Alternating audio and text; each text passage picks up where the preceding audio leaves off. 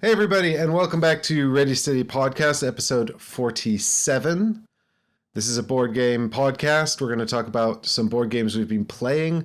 This is going to be a slightly shorter episode because Barry and I haven't had a chance to play anything together. It's been July. I've been on holiday. Barry's been busy playing games without me. So we're going to get into it. What we're going to do is we'll do a few news bits, things that are coming out, maybe that we have some thoughts on, maybe mainly stuff I have some thoughts on. And then we'll move into impressions. Barry's going to cover some new stuff he's been playing, and I'm going to cover a new game I've been playing, although it's not a new game, and an older game that I wanted to cover during our break earlier this year. So let's get into it. I'm joined again, of course, by Barry. How you doing, Barry? All good, all good. Yes, glad to be here. And also, whilst this isn't exactly a new format, if people would prefer that we talk about a broader range of games and much less depth, then please let us know as well in the comments. Well, we've had I think we've had some various feedback. People do like us covering a wide variety of games, which I think is a good thing. I think people also quite like the deep dives as well. Certainly, we've not had anyone telling us to stop that. So maybe this sort of like more casual approach where we review a game if we've both played it, if we've had a chance to play it, if we can, if there's something we think we need to get into, we can do that. Certainly, if we talk about something in brief that you guys would like to hear a deeper dive on, please do let us know. We're always interested in what you guys are engaging with, what you're interested in hearing more about. And, sometimes the games that'll sort of spark our attention may or may not be something that's necessarily something you're interested in. And you're the ones that have to listen to it, so. We'll do some news first. I think we've got a few news articles here. These are just little things that I saw coming up that I had some input on. So typically, when things are coming out on crowdfunding, I want to try to play them. A lot of them are available on TTS and on BGA. So these days, really, you've got a lot of opportunity to play games before you back them. And I think as consumers, we should all be making more of an effort to do that. But I know that I'm a bit of a hypocrite here. I don't do it as often as I should. But there are some games coming out that are based on games that I've played, like Lord of the Rings, The King's Gambit. So this is a reimplementation of Star Wars, The Queen's Gambit, which was a game that came out in like 2003 and is based... Yeah, it's based on the Phantom Menace. This was a tie-in with the movie. I think it came out maybe a couple of years later. I'm not entirely 2000. sure. 2000. Okay, bang on the release date then. So this came out at the same time as the movie. And it is designed by Rob Daviau, who would later go on to become sort of a household name for his work on Pandemic Legacy. But what is interesting about The Queen's Gambit is that it is a head-to-head two-player game in which you are functionally fighting three battlefronts. And so one player is the dark side and the Trade Federation, and the other player is the Jedis and the Royal Guard of Naboo. And you're functionally competing on three battlefronts using a series of action cards. You can only commit so many resources. And if this sounds familiar, it's sort of like a more interesting, complex version of Air, Land, and Sea or something like that, right? Except where it stands out is that each of these three battlefronts is all its own mini-game. And then there's an additional mini-game where the good side is also playing as Anakin, but it's really dumb and we're hoping they've taken it out. So, well, surely I'll be Frodo trying to get to the... Oh God, I mean, yes, it would actually. So in this mini game, you are Anakin piloting the Naboo starfighter up to the Trade Federation shield generator to blow it up. I think it's something like, the capital ship from the blockade. It's been a long time since I've seen that movie in particular, but this was a moment in the movie that I think everyone found really annoying, and it's modeled in a mini game in this game that's also really annoying. But what you've got are these other three battlefronts, one of which is the pitch battle between the Gungans and the Droidicars. The other is the sort of guerrilla assault by the Naboo Royal Guard on the throne room. And again, they're fighting droids. And then you've got Qui-Gon Jinn and Obi-Wan versus Darth Maul. And there are certain win conditions, and actually the battlefront, certainly the Jedi versus Sith battlefront can spill over. So if Obi-Wan and Qui-Gon Jinn kill Darth Maul fast enough, one or both of them can come and help out on the throne room, which is quite necessary because that fight's quite difficult for the good guys to win otherwise. And so it's got this, it's much better than it has any right to be. And the three battlefronts are quite an interesting, the other two are like sort of skirmish games on different scales, you know. And one of the things that's notable about the throne room is that there are these three levels and you're sort of moving up. I mean, it could have just been a long track, but by staggering them, it's got this visual appeal and it takes up less table space, I guess, because it's vertical. And then you've got the pitch battle, which is quite an interesting skirmish game as well. So it is interesting, and I think it will really, the dynamic will really lend itself well to Lord of the Rings. I presume it's going to be sort of the Return of the King, because it makes sort of the most sense, I suppose, to do the climax of the whole trilogy if you're not tying into any one specific part of the IP. But, I suppose they could abstract away the whole thing, but, you know, in the Fellowship of the Ring, there aren't really any massive pitch battles, right? Yeah, I mean, so it'll be the Battle of Pelennor Fields, Minas Tirith, and getting the ring to Mount Doom. Yeah, and I wonder what the third battle will be, right? Because will that ring to Mount Doom take the place of the Sith versus the Jedi, or will that be the Anakin minigame, right? Because I think the Anakin minigame is really luck-based, and I'm trying to remember, I believe it's a requirement that the good player has to do that. So it's kind of like the worst part of the game, because the good player needs to like get that little ship into the end zone, but it's a dice game, and they can get really unlucky, and it feels bad. So I'm looking at an image from couple of days ago, must be at Gen Con, and the layout's like, looks like there's 4 battlefields. So there's Minas Tirith, there is Pelennor Fields, there is that the Rohan? Well, they're on horses, so I'm going to assume, so they'll be battling on Pelennor Fields, or when they get off the boat with the Ghost Army. Is this based on the movies? That doesn't happen in the books. So it is Restoration Games, and they're known for pulling these sort of older titles out and giving them a lick of paint. They did, of course, Thunder Road Vendetta, and what was the other one they famously did? Dark Tower. Dark Tower, that's right. Thank you. The Dark Tower. And so, you know, how they've gotten into the Lord of the Rings license, I'm not sure, but it doesn't seem to be as sort of gate-kept as it once was, you know, with Asmodee putting out Lord of the Rings stuff. Well, somebody else now owns the licensing rights. And I can't remember if that is somebody to do with Asmodee or Embracer. But effectively, that's wide range. In fact, I think it must be something to do with Asmodee, because there was discussions about what would happen with Ares games. Right, Ares games have a lot of Lord of the Rings products. Yeah. But you know, like, even if Restoration Games are one of Asmodee's studios, and I don't know if they have been bought by Asmodee or not. I don't think so. I don't think they are. Also, there was the company that did Lord of the Rings: The Confrontation superset on crowdfunding. Yeah. So sorry, my point was that whoever has that license, whilst I think they're affiliated with Asmodee, and so, you know, Office Dog and FFG and everything still get to publish their stuff. Yeah. I think they are set up to make a profit from the licensing, so they're not gatekeeping it in-house.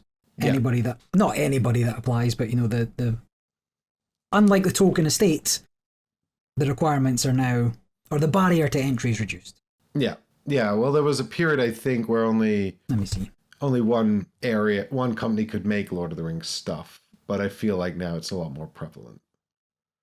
And I don't know whether the movie is tied into that. The movies are tied into that, or just the book. Yeah, here we go. Middle Earth Enterprises, a division under Embracer Group. Okay. Well, in any case, I'm very positive about Lord of the Rings: The King's Gambit because the Queen's Gambit is very good. It's got this one sort of little problem, which is frustrating. And if they sort of do their best to fix that and they keep the sort of the heart of the game there. And one of the things we note as well is because it had crazy Star Wars money, you know, obviously it was the Phantom Menace, it was the Star Wars reboot. It's a crazy overproduction. Loads of miniatures and plastic pieces and stuff like that. So, and it looks like they're going down that route again, which is nice. Yeah. Now, it's probably going to be way more expensive than the Queen's Gambit was at the time. The Queen's Gambit, much like the original Mechs and Minions, was an absolute steal given the production value. But we shall see. Yeah, looks cool. Could be convinced. Yeah, I mean, I guess it's coming into a space now that's a lot more competitive. And if you're doing a head-to-head Lord of the Rings game, like this has to be significantly shorter than War of the Ring, right? Because otherwise I'll just play War of the Ring. Yeah. I mean, it's a different. It's a different, obviously a different kind of game, right? Like, but if we're doing head-to-head Lord of the Rings, I've got so many choices. I've got the Duel for Middle Earth. I've got Lord of the Rings: The Confrontation, both very, very light games. And then I've got the War of the Ring as well. And the card game version. Yeah, the War of the Ring, the card game, which again isn't really a head-to-head game. I'm thinking specifically just two-player Lord of the Rings. But there's plenty of options, so it's got to be doing something interesting. But it's got that heritage. Its predecessor is. Anyway, we'll keep our eye out for more stuff. That was a prototype at Gen Con, and presumably this is coming to crowdfunding. If you would like to see a live stream of the Queen's Gambit, leave a comment. Let me know. We could do that. Okie dokie. Moving on. Old One's Origins. This is from one of the designers of Forbidden Stars. This is this has been marketed as a re-implementation of Forbidden Stars from Samuel Bailey. Samuel Bailey, thank you. So this is from Chaosium, and they are, of course, famous for doing the Call of Cthulhu RPG, but they've branched into board games with the Horror on the Orient Express, which I think is an adaptation of one of their Call of Cthulhu modules. And now they're doing... Oh, sorry? I've got it over there. I played the prototype a long time ago with Mark, and I quite enjoyed it. Yeah. But I did not end up backing it in the end. Anyway, I will not be derailed. Old One's Origins. This is from Samuel Bailey, one of the designers of Forbidden Stars. Now, I think there's a little bit of history I want to talk about here, because this sort of ties into Forbidden Stars, Game of Thrones, the board game, and StarCraft, the board game. And all of this is all kind of FFG stuff, right? So Forbidden Stars is the 4X Warhammer 40,000 game. Game of Thrones, obviously Game of Thrones, but they all kind of use this action selection system, which I kind of assume Christian T. Peterson, the former CEO of FFG, came up with, but it could also have been Kevin, I'm trying to remember his name, Kevin something. He's Wilson? Kevin Wilson, the other designer on Game of Thrones. So Game of Thrones was kind of, I think, the first implementation of this, because you have a series of action tokens in that game, and they're hidden behind a screen, and you put them into regions to determine what you're going to do each round. Now, the key thing about Game of Thrones is that you can only add one token per region.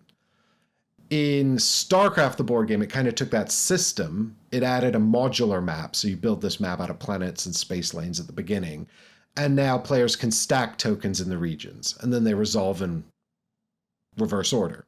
Mm-hmm. And then Forbidden Stars took that same system, and it actually didn't change much about that system. I think it added a bluff token. I'm trying to remember if StarCraft had like sort of bluffing tokens. Certainly in Forbidden Stars, you can always play a token and then just like pass. Or maybe, can you pass? There's certain tokens that let you just kind of like get an event card and nothing happens. And then in Forbidden Stars, the big change from StarCraft was they made the combat dice-based instead of token-based. But what's notable is that obviously Christian T. Peterson worked on Game of Thrones. Then he went on to do StarCraft with Corey Konieczka, who's one of the big designers at FFG. And then Forbidden Stars actually kept Corey Konieczka on. James Niffen came to work on that. James Niffen was another FFG designer who worked on a bunch of other stuff, mainly sort of expansions and things. Notably, I suppose, I think it was Civilization New Dawn was something he worked on. But Samuel Bailey also came in to work on that. And now I guess Samuel Bailey is taking this and making a fourth iteration of the action token system, you know, and he's talked about wanting to change it because fundamentally the way this sort of stack of tokens works is like you put down a token and you have like a phase where everyone places their tokens all over regions on the board. These games are 4X games, right? They're games about sort of expanding and fighting and gathering resources and controlling territory. And ultimately you're trying to complete hidden objectives. I think I know StarCraft better than Forbidden Stars. I've played StarCraft more, but in StarCraft, you're definitely trying to do hidden objective cards. I think in Forbidden Stars, it's also hidden objectives, but there might be some public objectives as well. I can't remember. Played it once. Don't remember. Well, I've played them both a bunch, but not too recently. And, you know, there's a lot of games. And, you know, these things will come back to me when I'm setting it up, but I don't keep them in my head. Right. Anyway, it's not important. It's not important for this breakdown. The point is that it's sort of this, they're defined by this action system, right? Like this is what sets them apart to other sort of 4X area control type games, because you're given this little block of tokens, and then you can sort of upgrade them over the course of the game, get some special ones. That's the building part of it. By building up your civilization, putting more buildings on the board, you get special tokens that let you do stuff. In StarCraft, it was the actual sort of, I guess, abstraction of the RTS element, or the base building element of the RTS. The tokens go down, and you go around the table, each taking turn playing tokens, and you can put multiple tokens in a stack if you want. You could put all your tokens in a stack, I think, but other players can put their tokens on top. And then you go into a phase where each player takes a turn resolving a token, right? So you reveal the token, carry out what it does. And so you're obviously resolving these in the reverse order in which they were placed. And furthermore, if you get to a point where all of your tokens are under another player's, you skip turns because you have no token that you can reveal. And, you know, that's not necessarily a bad thing, right? Like sort of, it's not miss a turn, it's just delay a turn. Mm-hmm. But it's all about, then it becomes about like, is that delay a good thing or a bad thing? Do you want to be acting later, or did you need to get in somewhere earlier to do a thing, you know, to accomplish an objective or a preemptive strike or something like that?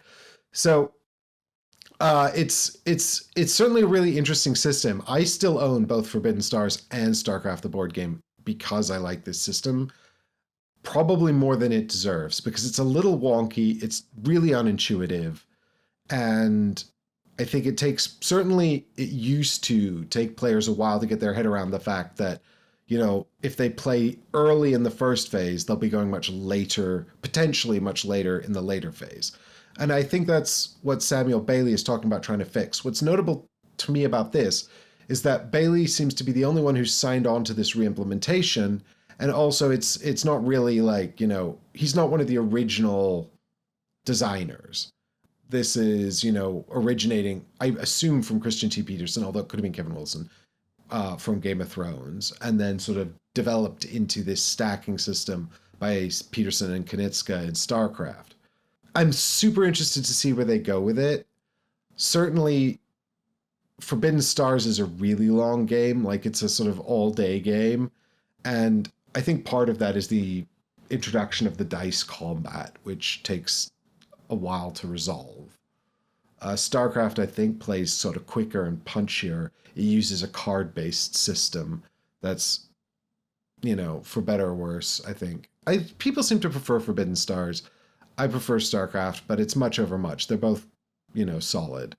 But solid in like sort of the inelegant old FFG way, like Twilight Imperium is solid, right? You know, it's like, it's not an elegant game. It's kind of overwrought, but there's a lot of love for it, and it's certainly like solid. Yeah. Anyway, I'd argue 4th editions streamline things enough. Yeah. Compared to earlier versions. True story. And as much as that game can be streamlined. Yes, there's still a lot. There's still a lot. It's still got a lot of parts going on in it. And that was sort of the way with these sort of older FFG games. I mean, a lot of people love them, and they've sort of become beloved classics for a reason. So it'll be interesting to see what happens with old ones' origins. Chaosium is obviously a very old publisher. They've been around a long time. They're making board games long before they were doing the Cthulhu RPG. That's right, isn't it? They do the Call of Cthulhu RPG? They do the Call of Cthulhu RPG. I don't know. They did, we'll maybe come onto it, but the first edition of Arkham Horror. Yeah, well, exactly, yeah. Board game. But if you look at Chaosium as a publisher, like they've had no board games between 1996 and 2005. Yeah. So they've been out of the game for they were out of the game for about a time. decade when they started doing the RPG. I don't know when the first edition of that would have been. Nor do I. Actually. Yeah, I don't know. I'm looking at their history. It goes all the way back to 75 for their first board game. Yeah. And I don't know how board gamey that was. It's a war game. Yeah. Further research shows that Chaosium actually stopped publishing board games in 1995 to focus on the collectible card game Mythos, which sought to capitalize on the CCG boom of the mid-90s. After the market became completely saturated, they massively overproduced Mythos. It didn't sell well, and it caused huge financial issues for the company, and it took them a decade to recover from that. Yeah, well, that's all I meant really, is that Chaosium do have an ancestry in board games, and a reasonable amount of experience with them anyway. So it'll be interesting to see where they take old ones' origins. Do I need a third iteration of this action selection system in my collection? I don't know. But obviously, StarCraft and Forbidden Stars incredibly hard to find now. StarCraft is actually a little easier to find, I think, ironically, given that it's 10 years older.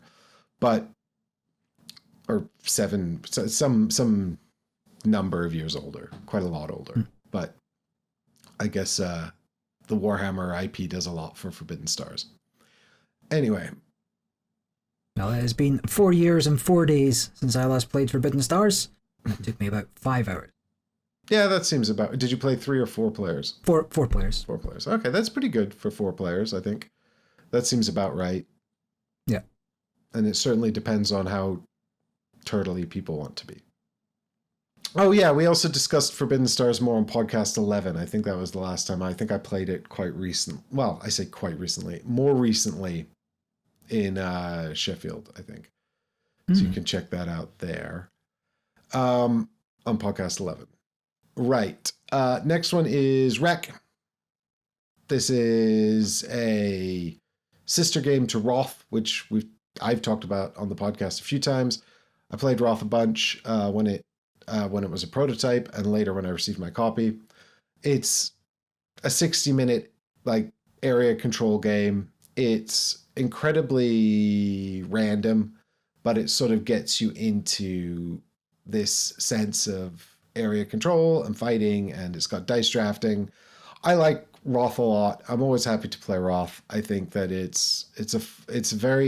does a lot for how quick and simple and easy it is to get to the table, which gives it a lot of appeal. It takes no time to set up, barely any time to teach. You can kind of just start playing right away, which is, and what's best is you can kind of just start learning the game together right away. And then if there's time, just play again, just learn, make some mistakes, play again. It's not even that complicated. So Rec offers a new map and a bunch of new factions. This is a sort of a fantasy battle game, but with, neon fantasy art by Manny Tremblay, who's also the designer, who you'll possibly know from Dice Throne. He's got this sort of comic book style, hyper stylized art. So I think a lot of people complained about the neon nature of the board. So as part of the Rec campaign, you can get the dark mode board, which is a lot like dark mode on your computer. Yeah.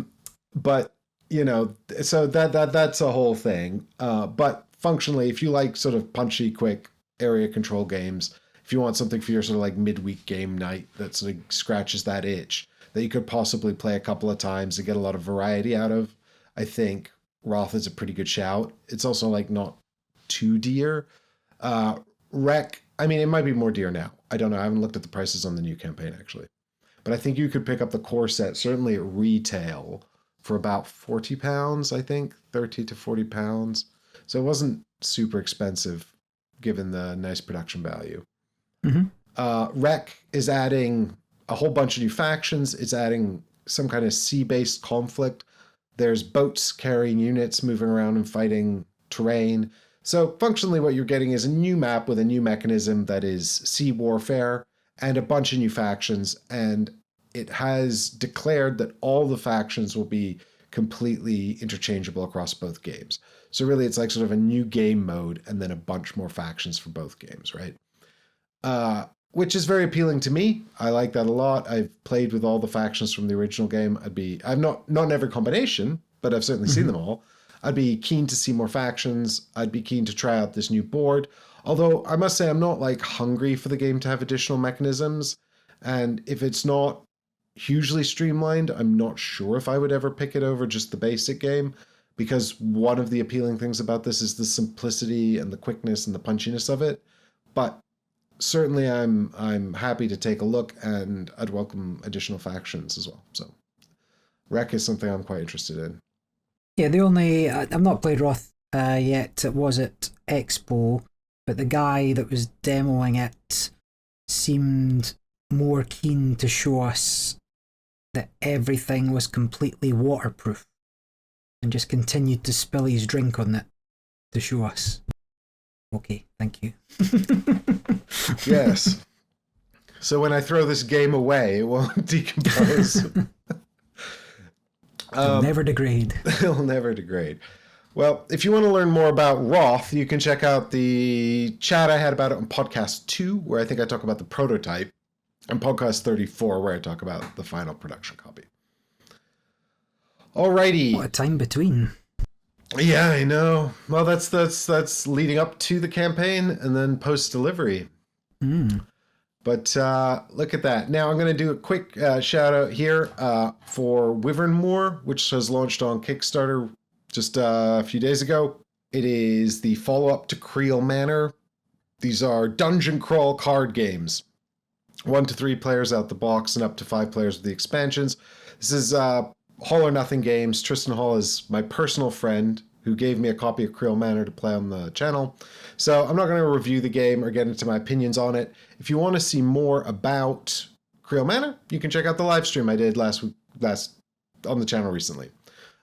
See if it's for you. But this is can be played cooperatively. Feels primarily like a sort of solo design. So if solo dungeon crawling, sort of fairly light mechanically, is your thing, you can go and have a look at that and see if this might be something you're interested in. We'll wrap up the news there. We're going to move on to our quick plays. This is for the games we've sort of been playing. We've got some first impressions of, we've got some thoughts on, some initial reactions to. This is games that maybe Barry's played. Well, Barry's definitely played, or I've played. Maybe we've both played them, but probably not.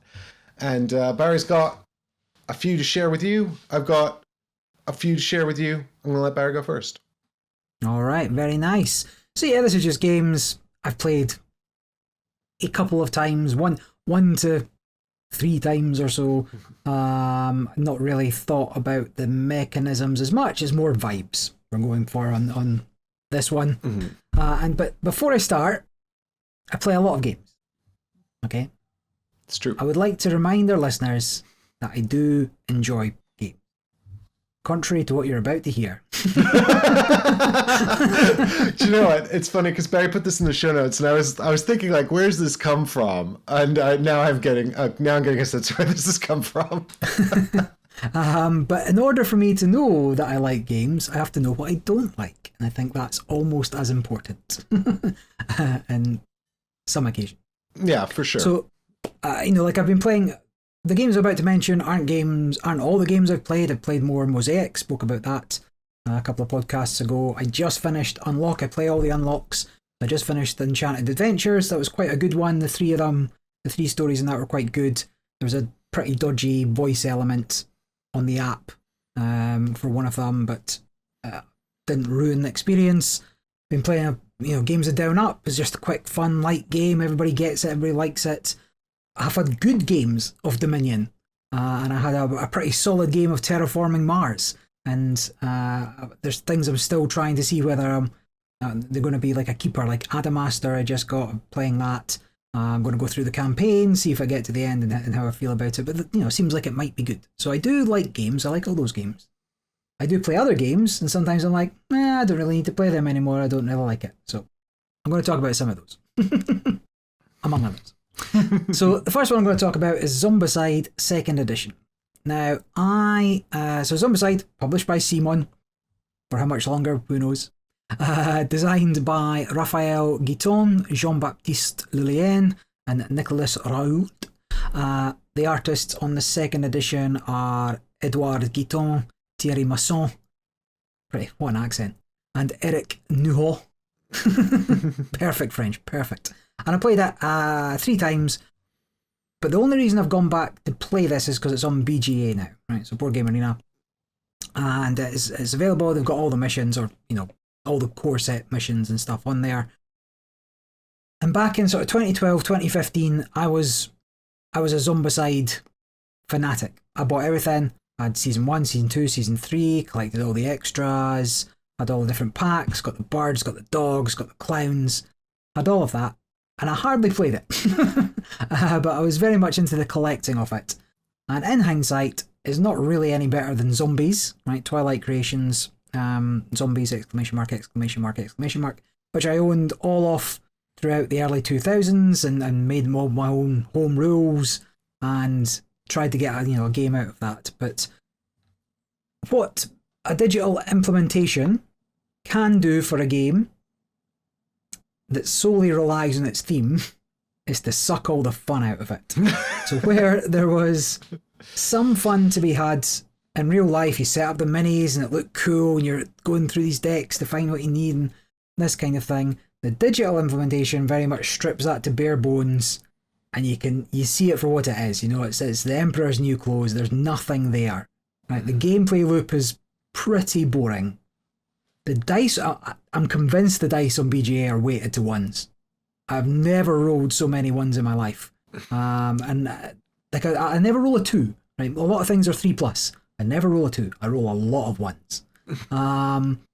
The scenarios themselves are nowhere near balanced. I knew that when I played it. And that's not changed in the 2nd edition, which is weird to me. Like, your tutorial's very easy, very straightforward. Mission 1 can be a massive chore when you're just digging through decks to find the 3 bits of food that you want. And you're just wasting time after time. You just got to stay on top of things, treading water, turning your wheels to get what you need to finish the thing. Like, only the concept of the game is fun, being a survivor in a city overrun by zombies. And it sounds like it should be fun, and it just isn't. So, this is my only experience of 2nd edition. I got rid of all my stuff before 2nd edition came around. It's the same game. There are some tweaks, like they sorted a few of the rules about hitting survivors when you're shooting into the zones. That was a very very widespread house rule early on for that, and they gave you additional decks, so you can kind of find what you want a little easier, or you can find special items in a sort of custom deck rather than just by chance. But it just isn't good. I feel like I've not played much Zombicide. I played maybe twice when it first came out, which must be like the mid-10s, right? And I remember the most enjoyable thing about it being the dice. And I feel like just rolling dice and trying to get good rolls, Yeah.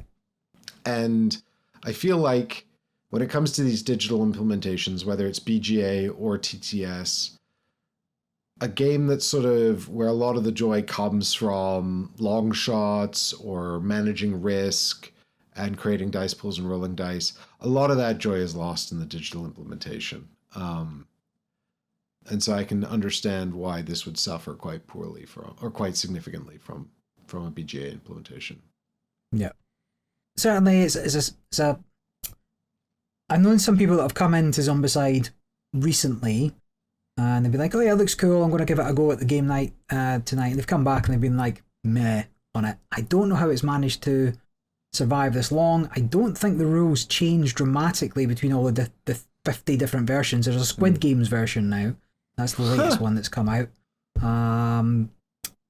Like people said that Black Plague, so the medieval version, kind of improved things, and then I don't know many people whose sci-fi Zombicide was their favourite, but they've now got Marvel, DC, those kind of things. I've not seen how they changed the game at all, but I can't imagine that it's added enough layers to mask that core loop of just kind of being in a room, hoping to find what you need for your objective.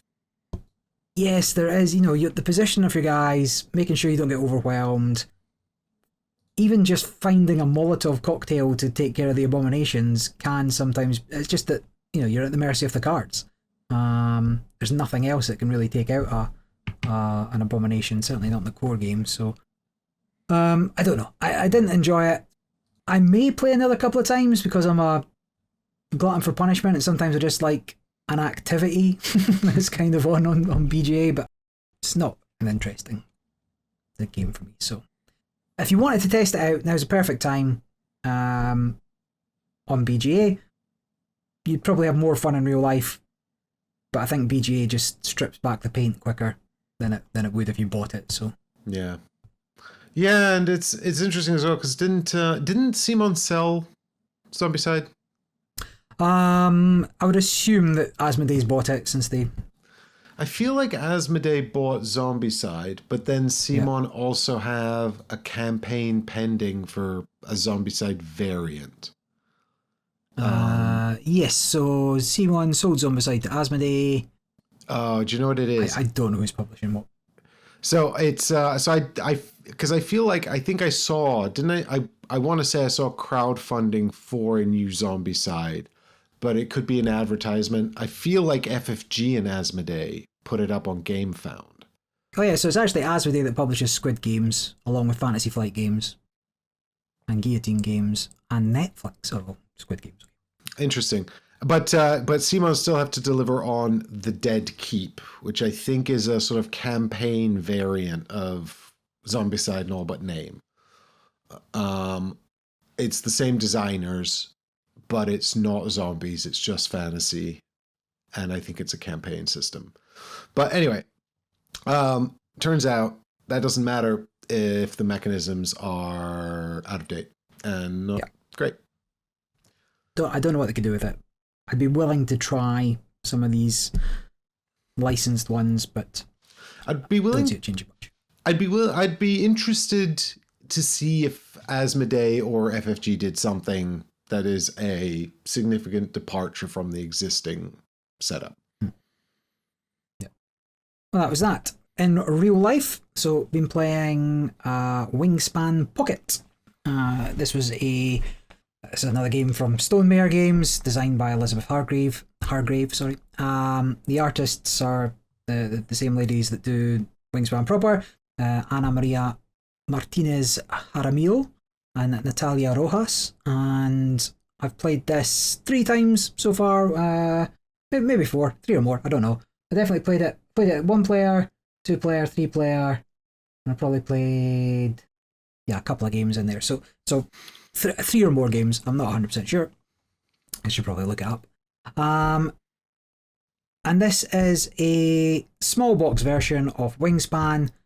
Different mechanisms, but the underpinning game is still Wingspan. The Pocket moniker comes from the fact that it is quite a small box. You wouldn't really fit it in your pocket unless you've got pretty decent cargo pants on or something. But it is portable, and I took it to like the game club up the road, and it was fine. So I am a Wingspan apologist, okay? I've mentioned that a few times on the podcast. I didn't particularly enjoy the base game of Wingspan when I first got it. Came to find enjoyment. I enjoy all the apps where you can scan the birds and hear their songs. I enjoy looking at the birds. I enjoy the bird facts. I even now kind of enjoy the little engine building part of the game, and even things like in Asia with the map for the 2-player version. There's things I enjoy about Wingspan now. So I was having a look. I've only logged about 15 games of Wingspan, but many more than that on the app on Steam. So the pocket version will take, if you can play Wingspan, you can play the pocket version, right? It'll take you 2 minutes to learn the difference in the rules. This will play in 30 minutes, so maybe half the time, a quarter of the time, depending how long your normal games of Wingspan take you. I don't think there'll be any problems going up to 5 players. There's 5-player cards in the box. You could even add the Automa if you wanted, as a 6th player, or as a dummy player, if you wanted to do something like that.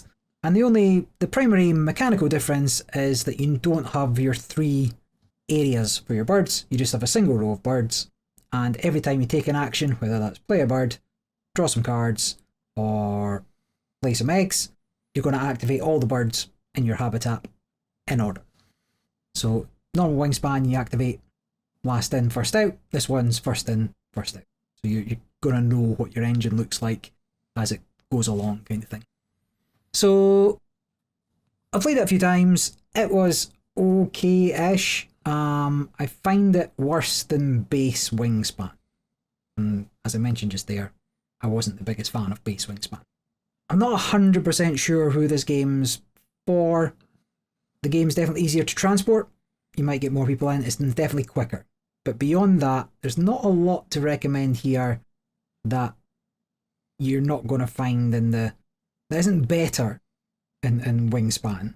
The quickness of the game it's kind of a selling point, but it's not enough of a selling point that, well, why would I play Wingspan at 30 minutes when it's the worst version of a 60-minute version of Wingspan, when I could just play something else at 30 minutes and then wait until I've got 60 minutes for Wingspan. So it's a tricky one to recommend. It is Wingspan, but it's not as good as Wingspan.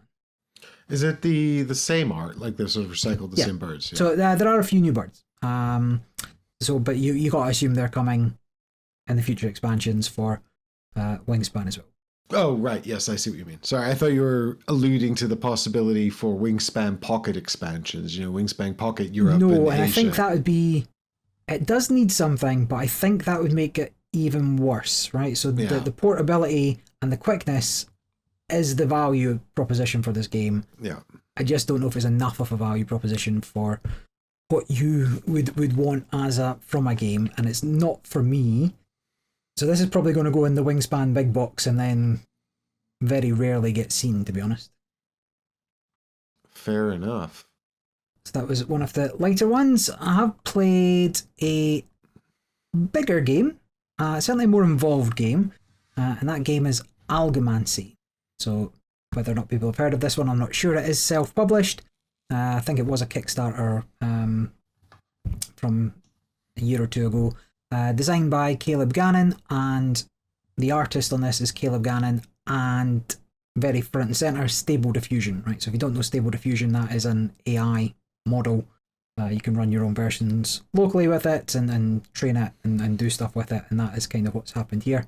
I'll come back to that. I've only played this game once. It was a 4-player free-for-all, and Algomancy is one game in a very long list of games that try to be Magic but better. So Magic the Gathering, but better. People see a lot of problems with Magic the Gathering, and they think they know how to solve it, and they do. Having played the game, even if it is better than Magic, I don't care.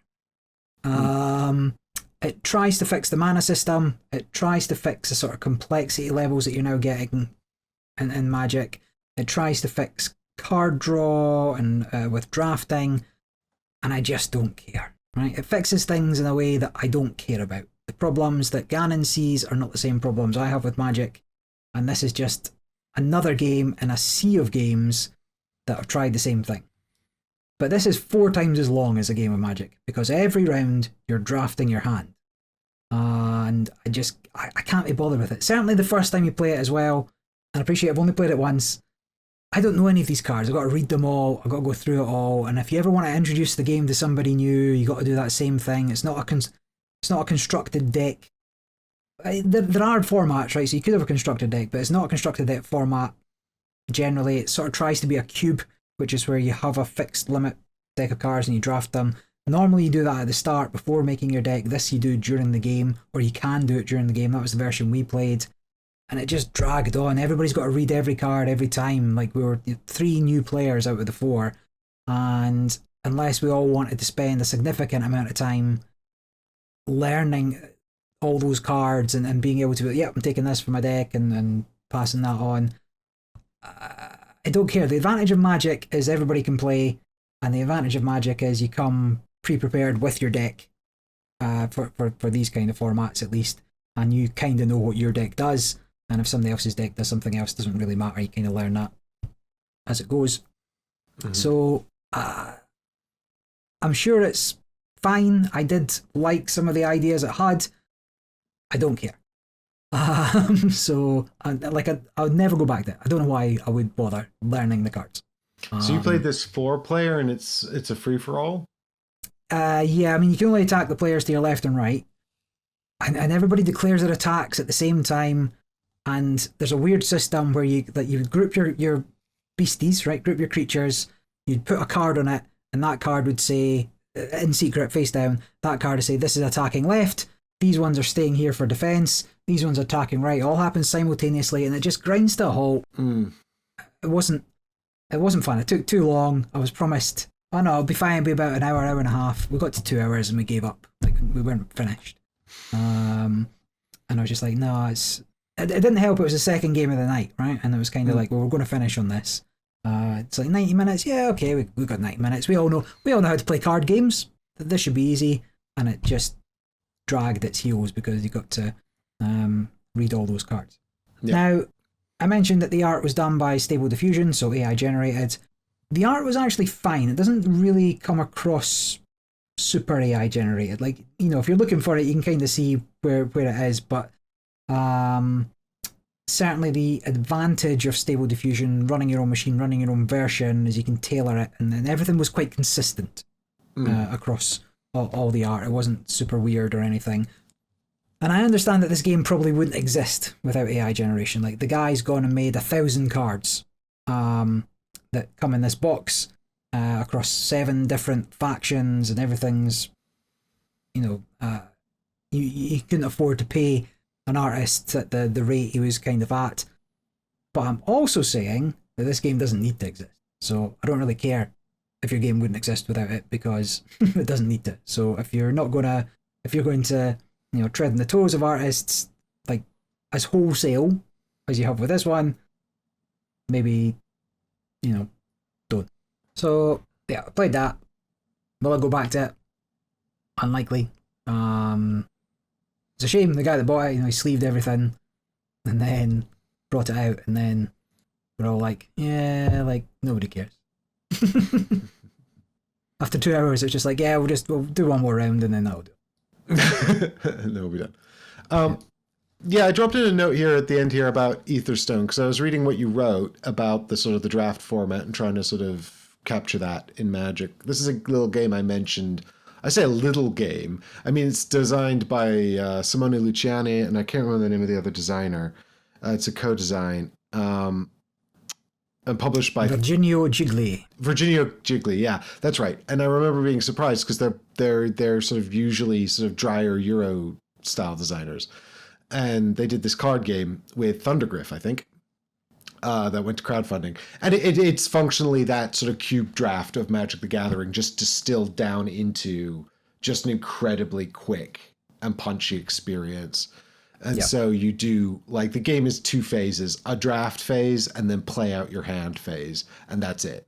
And you could argue that the second phase is largely, the outcome is already determined by the first phase, but because you don't know what anyone pulled and you don't know what any combos anyone's built, and you could have some idea because you do get to see some amount of the drafting, I think, but you really don't have enough of a picture. You're sort of surprised. So the second phase is still fun, even if maybe going into it you had no hope of winning. But I talked about that in episode 36. I think it sort of scratches that cube draft itch. It's super quick to play. Certainly, it's like 60 minutes, 90 minutes, absolute max if people are being really, if they're really unfamiliar with this style of game. But I thought Etherstone was a really sort of really good little card game, and it's all just in the box. And it uses. I wasn't a huge fan. Oh, you didn't like it? Played it 3 times, so played it 2-player. 2-player is not the way to play that, I don't think, even though it seems like it might be a head-to-head dueler. I think probably 4-player. I've only played it at 4. Yeah, it's got here best at 2, but everybody still recommends it at 4. Interesting. Did not enjoy it at 2 very much. Okay. At 3 players, it was slightly better. I'd like to play it at 4 players, but I don't. I think there's enough room for play. Like when you're saying you're not going to be, you might have lost it off the bat. I don't think that's true. The sequencing of those cards and the way the powers combo, there's definitely things you can do, and there's definitely choices for what you can do. But I don't. There's nothing to elevate it there for me. The ability to attack, you're attacking like a shared monster pool. Yeah. For a lot of your points. To be fair. And just the way your opponent's life kind of ticked. It didn't land for me. I think it's okay. I just don't think it's. Again, I wouldn't pick this out of a box for a sort of drafting card game. Well, yeah, I'm not sure about. I think that there's a little bit of distance between, say, a drafting card game and sort of something that's sort of in the style of a cube draft, right? Yeah. And I was sort of thinking more of this in the style of the latter than the former. Yeah, I mean, maybe it's just that I'm less familiar with the genre overall, that I found this more entertaining. But also, I've only played it at 4. And we found it. I will give it another go. Quite chaotic fun. So maybe it does function less well at lower player counts. I'll take your word for it because I haven't tried it. Cool. Wow, that's a few from me. What have you been playing? I'm going to start with a review copy that I was sent by Level 99 Games. I've written Bullet Heart, but actually if you look at the URL on BGG, it's Bullet Love. And on the front of the box, it's neither. It's bullet followed by a heart symbol. Yeah. And this is a game, this came out a little while ago actually, but it's been back on crowdfunding twice recently. Last year they did sort of an all-in big box version, and then recently just about last month they reprinted. Done a more all-in, bigger box version. Yeah. Well, I think the all-in box is still the same. I think it's just now there's more stuff to put in that box and you can get the box again. So this is published by Level 99 Games, who are known for doing these sort of more complex style games. They've done lots of things, like Devastation of Indines is the one that was, because I think that's probably my first exposure to them, but they did Argent the Consortium, and they did the Spells and Steam, Imperial Spells and Steam. Imperial, yeah. Is that right? Is that what it's called? Millennium Blades, they've done. Yes, Millennium Blades. Battlecon? Did they do Battlecon? Well, so Battlecon is the overarching system. Devastation of Indines is a Battlecon game. Okay. I think. There was a number of sort of Indines games that came with different. It's an abstraction of a beat 'em up, and there's lots of different fighters and different boxes. Anyway, so Bullet Heart is designed by Joshua Van Lanningham, and it's got lots of artists. It is in the style of anime, I suppose is the best way to put it. The credited artists, actually, they've credited an entire studio called Collateral Damage Studios, who are an illustration studio from Singapore, best known for anime artworks. That comes from their BGG page. They've also credited Sebastian Koziner, who worked on a lot of other board games, such as Heroes of Terranoth, Maul Peak, Ruins of Mars, Skulk Hollow, and Dice Hospital. Usena Korin, who worked on this and Aether Captains, as well as Davy Wagnarok, who also worked on Exceed BlazBlue. And this game is a sort of love letter to bullet hell games, which is not a genre of video game that I'm especially familiar with. I mean, I'm aware of them, but I don't. Vampire Survivors? Yeah, I've not played it though. I know That's of great. it. I know people like them, and I'm not saying that I don't like them. I've not played them. Maybe I'd love them. I don't know. I don't know. I'm trying to think of it like if there's sort of like a classic video game in that genre I've tried, but truly, if there is, I've forgotten. But this is, I mean, it is from my visual appraisal, Bullet Hell is a very much sort of like a fast-paced, quite manic action style of video game, which is the kind of style you would think would translate to board games quite poorly. This feels more like Tetris or Space Invaders to me. Because functionally, the game itself, what you do is you pick a character. Like, now, the competitive version of the game, and so I'm going to only talk about the solo versions because I've only played the solos. There's 4 versions out the box, and actually only one version is strictly solo. It's called Score Attack, but there's also a boss battle mode which can be played solo or with other players as well, and it's a cooperative version. And then there is several competitive variants, although I only read the rules for the main competitive version, which is what you have to read in any way to understand the rules. And that does have a real-time element. So there's sort of this premise of pattern making and pattern solving. The sort of the main part of the game is the spatial puzzle. In the competitive version, you're doing as much of that as you can within 3 minutes. And then the round is over, and whatever success you've had will be used to punish your opponents. Which I thought was interesting. I like real-time games generally, so I'd certainly be up for giving that a try, but I wasn't convinced that it would necessarily have much staying power, honestly. Simply because I played the Score Attack, which is kind of the bare bones of the competitive version without the timer, and all you're doing is trying to see how many rounds you can last.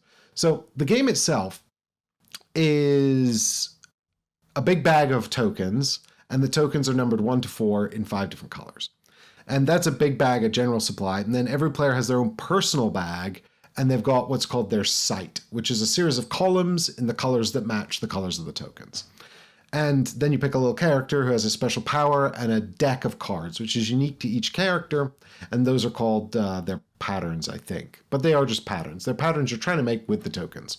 And what you do each round is you take a selection of tokens from the general supply, you put them into your personal bag, and then on your turn you can take a series of actions, one of which is take a token out of the bag, and it goes into your site, which is this series of columns in front of you. And depending on the number, determines how far down it goes. And it jumps over tokens that already exist in the column. So 1 in an empty column goes right at the top. If there's already a 1 there, it goes into the second spot, and so on until they start dropping off the bottom, in which case they hit you, and if you get hit 4 times, you're dead. And that's the game. So you're trying to empty the columns by moving the tokens around the board, and then you play one of your pattern cards, which matches the pattern you've created with the tokens, and it kills some of them. They go out of the game. In the competitive version, they go into your enemy's play areas, your opponent's play areas, and they're put into their supply next round. In the Score Attack mode, they just go out of the game. And in the boss battle mode, they deal damage to a boss that you're trying to defeat. There is no real sense of escalation in the solo mode. There's not really a sense of escalation in the competitive mode either. Like, one of the things that really struck me about the game is that your character has a set of patterns, and you've got a set of actions, and they've got a set of actions.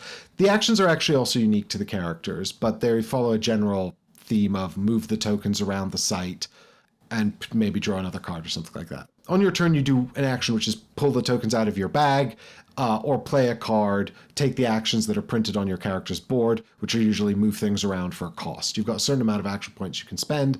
Some tokens give you bonus action points back, more for the round. But when you run out of action points, you can't take any more of those actions, but you can't end the round until your bag is empty. So you've got to keep placing the tokens until the bag is empty. Then you can end the round, whether or not you have any action points left, whether or not you have any cards left in your hand. But ideally what you'd like to do is play all the cards in your hand, because then you get rid of the most tokens, improve your survivability. And that's what score attack is. Functionally, you're just trying to delete as many tokens as efficiently as you can before you lose your 4 lives. And your score is the number of rounds you survived. And I played this a whole bunch of times, and what I found was that beyond sort of round 4, it's kind of just random. It really does, because you have no escalation.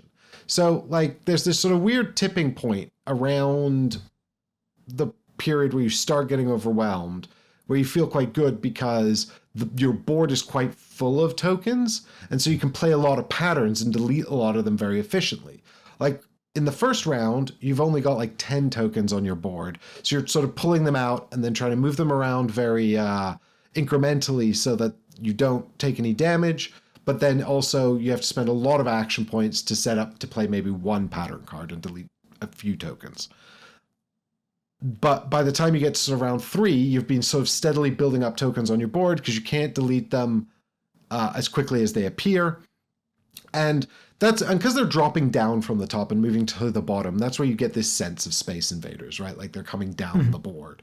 And that's also a bit why it feels like Tetris as well, except instead of trying to build lines, you're trying to build specific patterns. And they can drop off the bottom, which is not something that happens in Tetris. But the point is that like around sort of rounds 2 and 3, when your board is starting to fill up with all these tokens, you can play a lot of pattern cards and it starts to feel really good. But then there's this tipping point, where you've got too many tokens and you just start taking damage and die. And if you pull a lot of 1s and 2s, you can get quite lucky, maybe survive another round. If you pull some 4s, particularly at poor moments or moments where you have to gamble a bit, you'll just get kicked and die. And there's not really any skill curve there because there's so many tokens in the general supply. It's not like you can sort of track. It's not like you're like, okay, there's 4 red 4s on my board, and so there's no red 4s left in the bag. So it doesn't, none of that. You can't be doing that. There's too many tokens, certainly for the solo mode. Maybe and I wouldn't want to do it in multiplayer anyway. For a start, you're under a time limit, so you don't really have time to look at everyone's boards and try to work out what tokens are there. But also, it's just clearly not what the game is trying to do.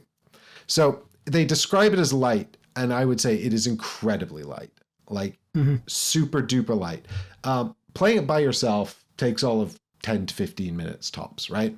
And actually, I was playing the score attack mode back to back so many times just to try and get this sense of, how, and you can improve at the game, learning your character, learning their cards, and trying to sort of math which patterns are going to come out of your deck. Because you got 10 cards, you've got a hand size of 3 typically. Learning what cards are going to come out and trying to sort of guess the order in your deck, that can help a little bit. But it's honestly probably more trouble than it's worth. Because at the end of the day, the small value you're getting out of tracking your patterns will be offset by the luck of the back pull, right? And so you'll just get kicked probably around 5 and 6. Almost every game I had ended in round 5 or 6. And it didn't really matter. So yeah, but I was actually running these games so quickly, I was actually getting the whole sort of setup between rounds where I have to refill my bag from the general supply. Just counting out 10 tokens. It felt like it took ages because the game plays so fast otherwise. And I was like, and I was trying to speed it up, and then I didn't want to get clumsy with the tokens because one extra token could end the game, Yeah. But so the score attack kind of sucks, right? Because immediately I kind of saw there's not much room for improvement here. So I moved on to boss battle, which felt like it could be better. And each character has a reverse side, and on the reverse side, they've got a boss mode.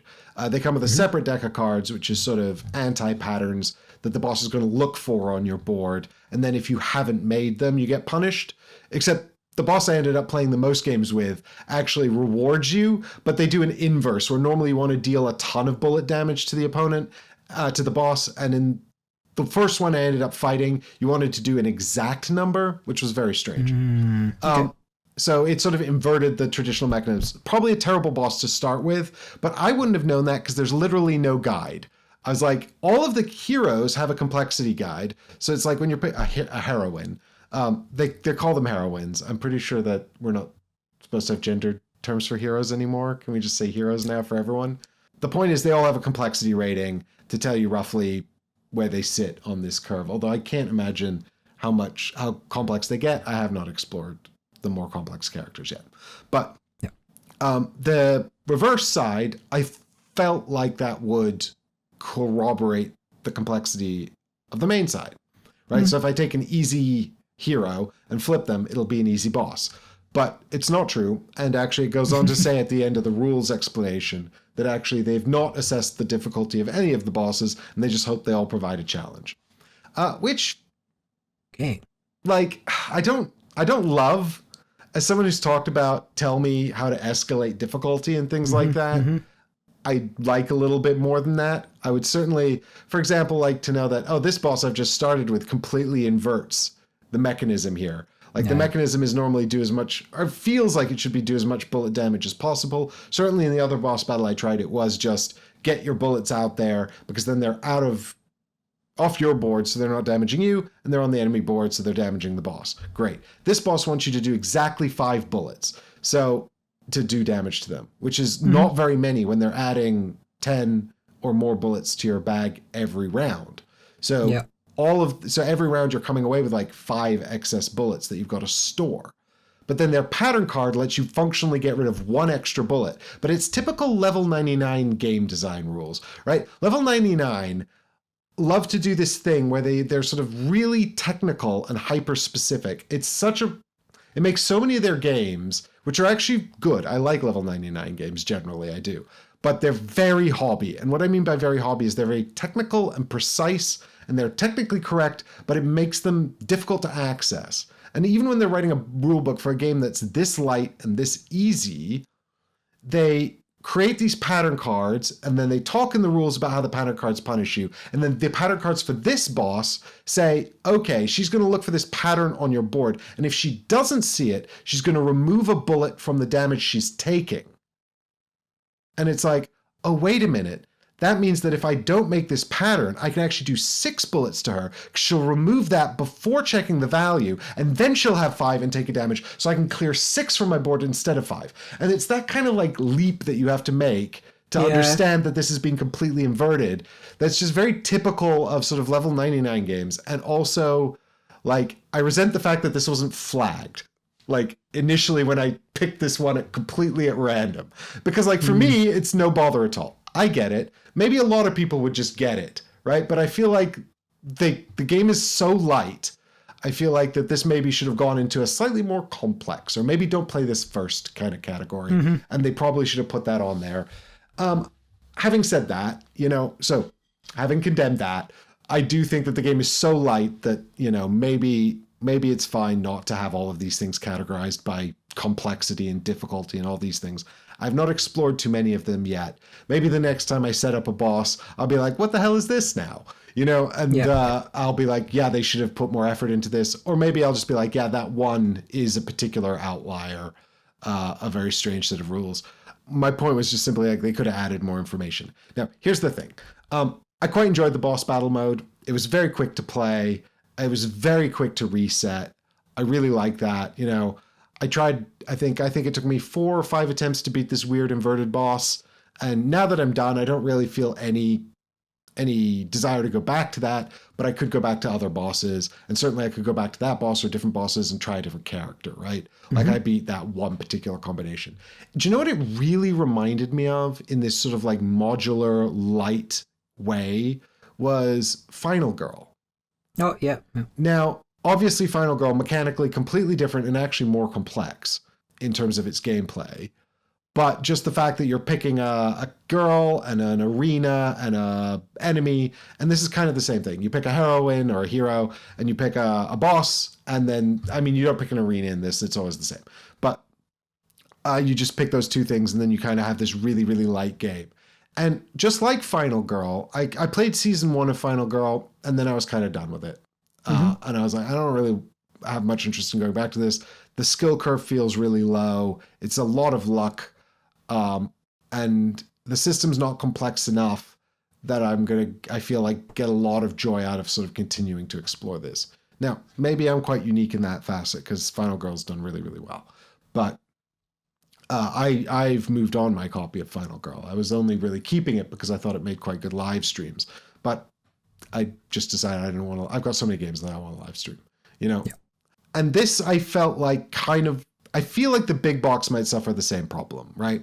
Like it's just the system is not complex enough to. Now I haven't played through the core set, which is what they've sent me. The review, they sent me the core set and a couple of small expansions as review copies. I'm really grateful for that. And I feel like this, at its core, I think I enjoy this more than Final Girl.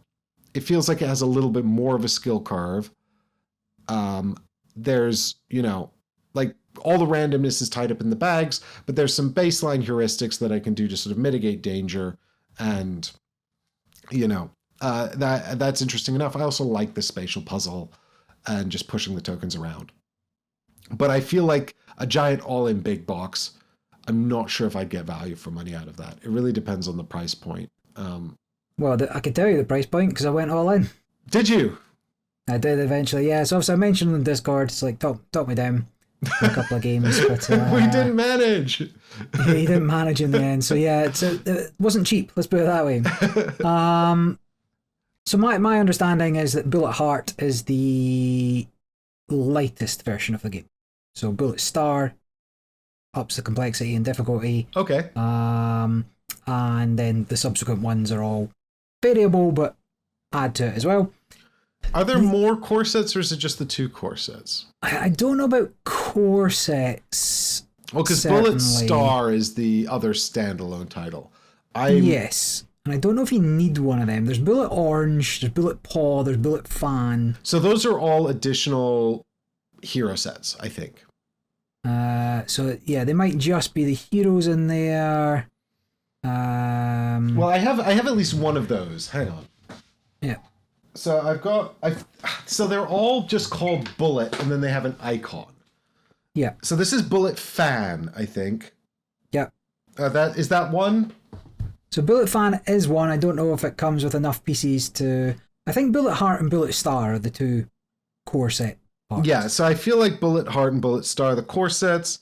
And I think you do need one of those to play, right? Because they come with the big bag of bullets.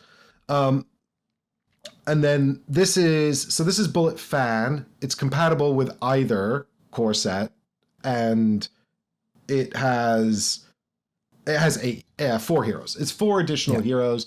I presume they're all reversible, so it's 4 bosses as well. Yeah. And then all the packs are like that, as far as I know. There's some individual hero packs and we got a few of those. I end up going all in. A few things. I would prefer any other theme in the world than cute anime girls. than anime girls, yeah. All right, yeah, almost on. Like level 99, obviously have an aesthetic. It's true. Anime is their aesthetic. It's true. Yeah. I don't mind the idea. I'd quite like a whole bunch of lady heroes for that, but just the anime styling is a turn off for me. Although, is it worth noting, I've not seen all the art. I'm assuming there's nothing egregious. Now, the problem with a lot of anime styling, and looking at that studio, you've got some fan servicey stuff. So to speak. Yeah, I mean, I think this is pretty tame by the scope of anime girls. Yeah. I'll throw up the front cover of this one, Anime Bullet Fan. I give this a pass, although I'm conscious that there's one character here flying through the sky. And if you were stood underneath her, you'd get quite a strong fan service view, but I think that's probably fine. Yeah, overall, they're not giving us that view, so they're not giving us that view. Furthermore, they're all quite respectfully dressed, so I think it's fine. So I might be okay with it once I get it, but just the vibe. Oh, the fan pack is made by the fans. They're all credited on the back. There you go. Fan and Fan Plus, yeah. Makes sense. So I've gone all in. So the maybe you can answer some of that. Have you played Falling Skies? I've not. I've seen Falling it. Skies is a Space Invaders style game, dice based. Okay. Where you got to make the most of the dice that you roll and put them into certain lanes and try and defeat the invaders. So I enjoy Falling Skies quite a bit. I also got a little bit, and you can tell me if I'm massively wrong on this one, Leviathan Wilds, in terms of the sort of movement element and pattern matching element. I don't know if that's fair. I can see why. Because, I mean, you're spending action points to do things, you're moving around a grid. Yeah, no, there's definitely like a DNA in common with that, but I do think the vibe sort of ends there. Okay, fine, yeah. I mean, because Leviathan Wilds is excellent. Yeah, Leviathan Wilds is excellent, yeah. So anyway, I've gone all in, I've got everything. I will also 100%, not once, play the real-time version of that game. I want to try it. I'm going to bring it. Yeah, you said you want to try it. I do not. And it's not that I think I'll be bad at it. I think I'll be quite good at it. I just don't enjoy that kind of game. So we'll see. So anyway, yes, I have gone all in. I'll get the big box. I'm hoping to try it. And as I say, whilst some of your thoughts are that it might have an easy cap to how good you can get, I'm hoping that the additional packs extend that limit. Yeah, so I really feel like this is going to be one of those games where you're like, I've got, a lunch break, and I just want to sort of sit and do this 3 or 4 times, and then you do it, and then you're like, great, and then maybe next time you try a different matchup. And again, like, I have not had much chance to explore all the variety, so I will probably continue to poke at that and see how much that changes. Maybe I'll do it for the next podcast. I'll come back and I'll say, all right, I've tried some more matchups, and I'll let you all know. Did it feel wildly different? Did it feel like, because like all I tried really were the basic characters from the core set, the really most basic ones. So and you can see I haven't even opened any of these expansions yet. So I'll open up some of those and see, because like some of the characters come with extra tokens. There's a whole set of black tokens, for example, in the core game, which are so most of them are used for tracking action points and things, but there's a slew of them that I just have no idea what they're for. I assume they're for characters' special powers and things. And there's a little FAQ for some of the character abilities at the back. So certainly some things escalate. And I'll be interested to see the characters that are notably more complex, that they've noted as being more complex. Like, do they feel like there's more of a skill curve there? Like, what is the reward for the higher complexity? Am I feeling like there's more of a puzzle? But I did feel like in certainly in the game that I was really hammering on boss battle, which, for anyone that's interested, that was Esfir Volkova, which is the most baby basic hero. Her power is that she gets 4 cards instead of 3, and all of her actions are just like, move a thing, spend 2 to move it back up, like, so basic. Get them in the right place. Yeah. And I was playing against Ghost in the Machine as the adversary, which is the inverse of one of the core set heroines. Very cool. So it'll be a while for that to arrive for me, but yes, then I will have everything. Then you'll have everything, and you can come back and tell me exactly which are the best ones to play. Once you try them. Give me a while. I do need to play some more Leviathan Wilds. Very good. Yeah, I still haven't finished it. I'd love to finish it. Yeah. Cool. All right, very nice. So going back to a second impression of a game this time. And I've had, I think I mentioned in the last podcast that I was going to play Vestige again. So this is a game by Orange Nebula, designed by Eric D. Johnson and Mark Needlinger, and the artist on that one was Ninja Joe. So I played it twice now. I want to say Ninjajo. Ninjajo. Like Ninjago. or Bionicles. Slightly different. But yeah, I've only played it twice. Played it a second time, 4 players again, and played a fair number of games of Vanquished, Vestige, Vindication, that's the game I was thinking of. And it's pretty much the same game. So I did speak about it last time. I had an okay time. I saw there might be some issues with it. I played it again and I hated it. Did not have any fun that second time round. I thought the game had, perhaps, if not fixed, at least streamlined some of the things that were a little unwieldy in Vindication. But within the second game, a lot of those problems reared their head again for Vestige. So I think I came second in my second game. If you remember my first game, I won by like 60 points, 50 points, 60 points. My second game, I maybe only lost by about 10 points, but my whole game was just crippled by this poor card draw and some negative player interaction. So what that ended up being was that for maybe about 60% of the game, that first 60%, I didn't achieve anything that I was trying to achieve, and all I was doing was scrambling about to try and get something going, which is in stark contrast to my first game where, I smashed the whole thing with just 2 cards. My first 2 cards fell right for me, and I didn't need to do anything else all game, and absolutely dominated that one. So the difference between having a good start and a bad start, and particularly having to risk and lose one of your contacts on a job versus like your chop bot, where I lost my one contact early on, and then I really had to struggle to get a second one and to get the jobs going and to get anything happening. So the game is as flawed as Vindication. I would say it's the same. It's so close to being the same game that you can't really ignore the fact that the problems that plagued one continue to plague this one.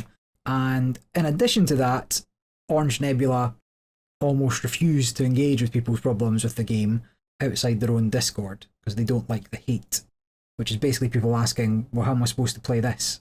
They're just asking rules questions, and even then, some of those rules questions, I think I mentioned, like they're still deciding what the best way of resolving those rules are. They don't have a clear idea of what the rules are. It's like, well, we tried this and this worked, and you should do it that way. And then a couple of weeks later, they come back and like, actually, no, we've changed our mind, do it this way now. So I can't, despite the small form box for Vestige, I just don't think I can recommend it even over Vindication. There's still a lot of things that are fun in the game and within the box, but if you get a bad game, you're not going to have a good time. And I had a couple of bad games of Vindication, and that was kind of what stopped that being a perennial one for pulling back out. It's just so dependent on your draw or what you get access to.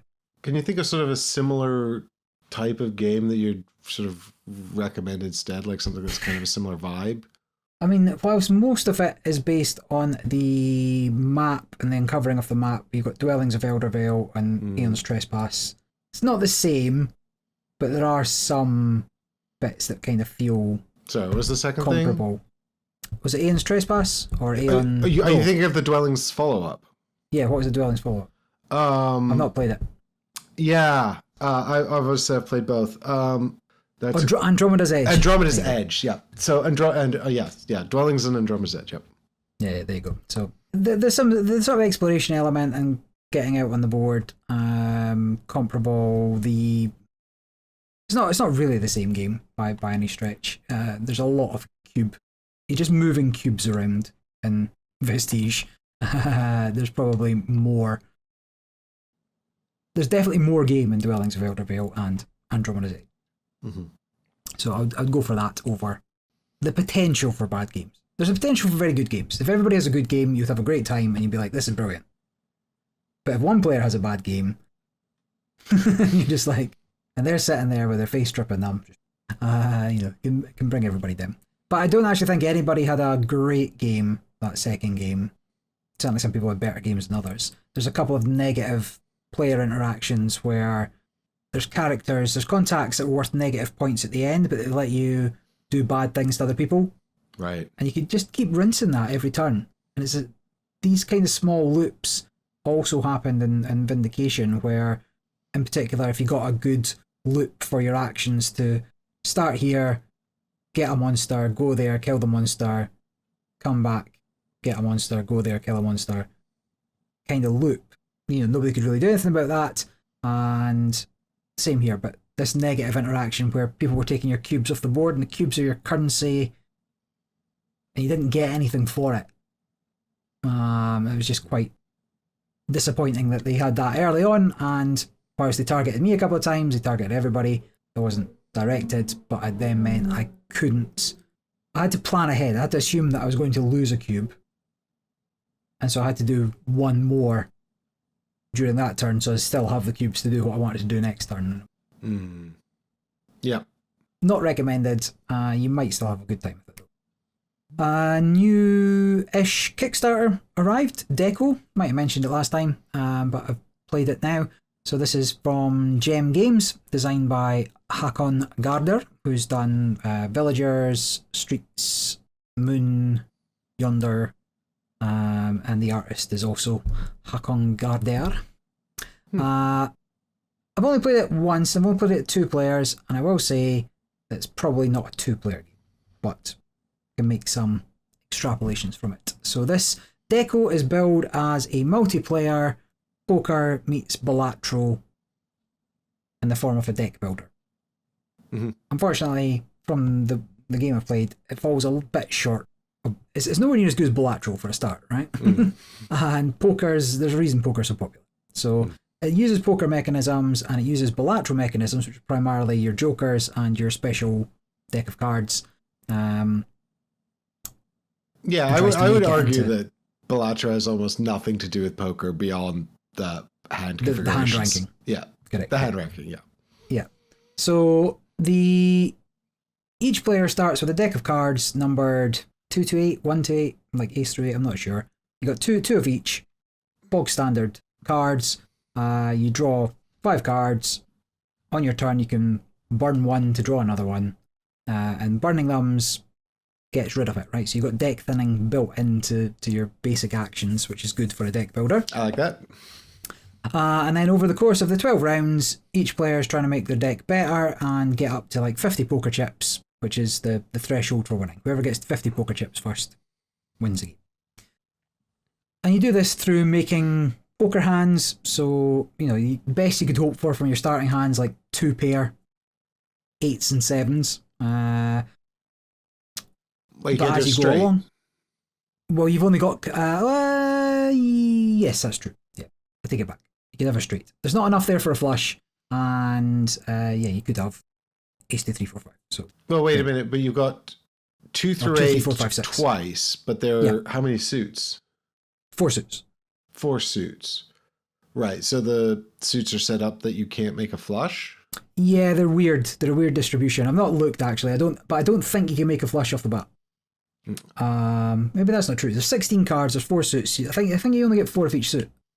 I mean, a straight flush would be a flush anyway. If we could get a straight but not flush. a straight. Yeah.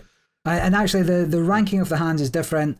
Where a straight and a flush are better than a full house. Because it's easier to make a full house with your starting deck than what you've got. I can't 100% remember, but regardless. So I feel like if you're making a poker game and then you're changing the hands, I'm not saying it's inherently bad. I'm just saying you've got a key heuristic there, and then you're upending it. For people that don't know poker, ain't gonna matter. For people that do know poker, it's not that they're gonna care. I mean, if they're precious about it, they need to let go. But what I'm saying is that they're gonna have those poker hands so ingrained. It's just gonna be annoying to just keep remembering. Oh wait, these are inverted in this version of the game. To be fair, in the world of poker, the variations and the everything in there have been versions. Used to be straights were better than flushes. Like we're talking 1800s. We're not talking recent memory. And depending on what kind of game you're playing and how many cards you get and what the flop looks like, there are different rankings. But obviously everybody knows Texas Hold'em or 5-card stud or whatever. Like they know the 5-card hand. So yes, but you just have to know this is a board game. It has DNA with poker, but it is not poker. Right. So it's using the hands, but not the rankings. Correct, yeah. Okay. And you can't get any better than You can't get any better than a straight flush, so you can't get 5 of a kind. You can't get 5 of a kind. You can't get a No. royal flush, which is technically just the highest straight flush. The highest, yeah, okay. So something like that. I can't remember, but there's some additional rules there. It comes up infrequently. You just have to kind of know. So, but what you're going to do is the deck building aspect is you're going to be gaining cards, and that will be cards of higher value, same value. So you get face cards and such like from there. Those cards are going to have powers. They may just straight up give you chips if you use them in your scoring hand, or they may allow you to do something. You may allow you to burn additional cards. They may allow you to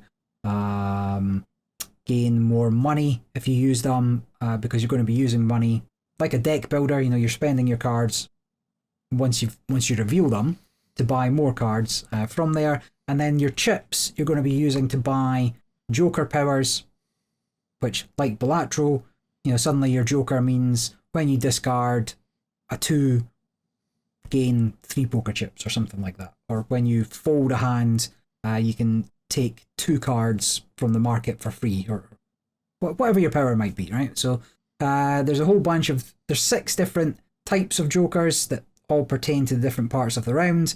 So your burn card, when you burn something, this Joker will trigger.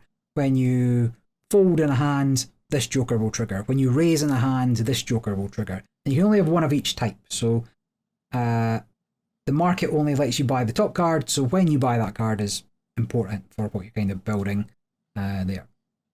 But the difference is, so you've got your 5 card hand, and then there's a forced bet, which is like your ante in poker, and then you've got to decide whether you're going to continue playing. So it's like limit poker. If you've ever played limit poker, there's a fixed bet.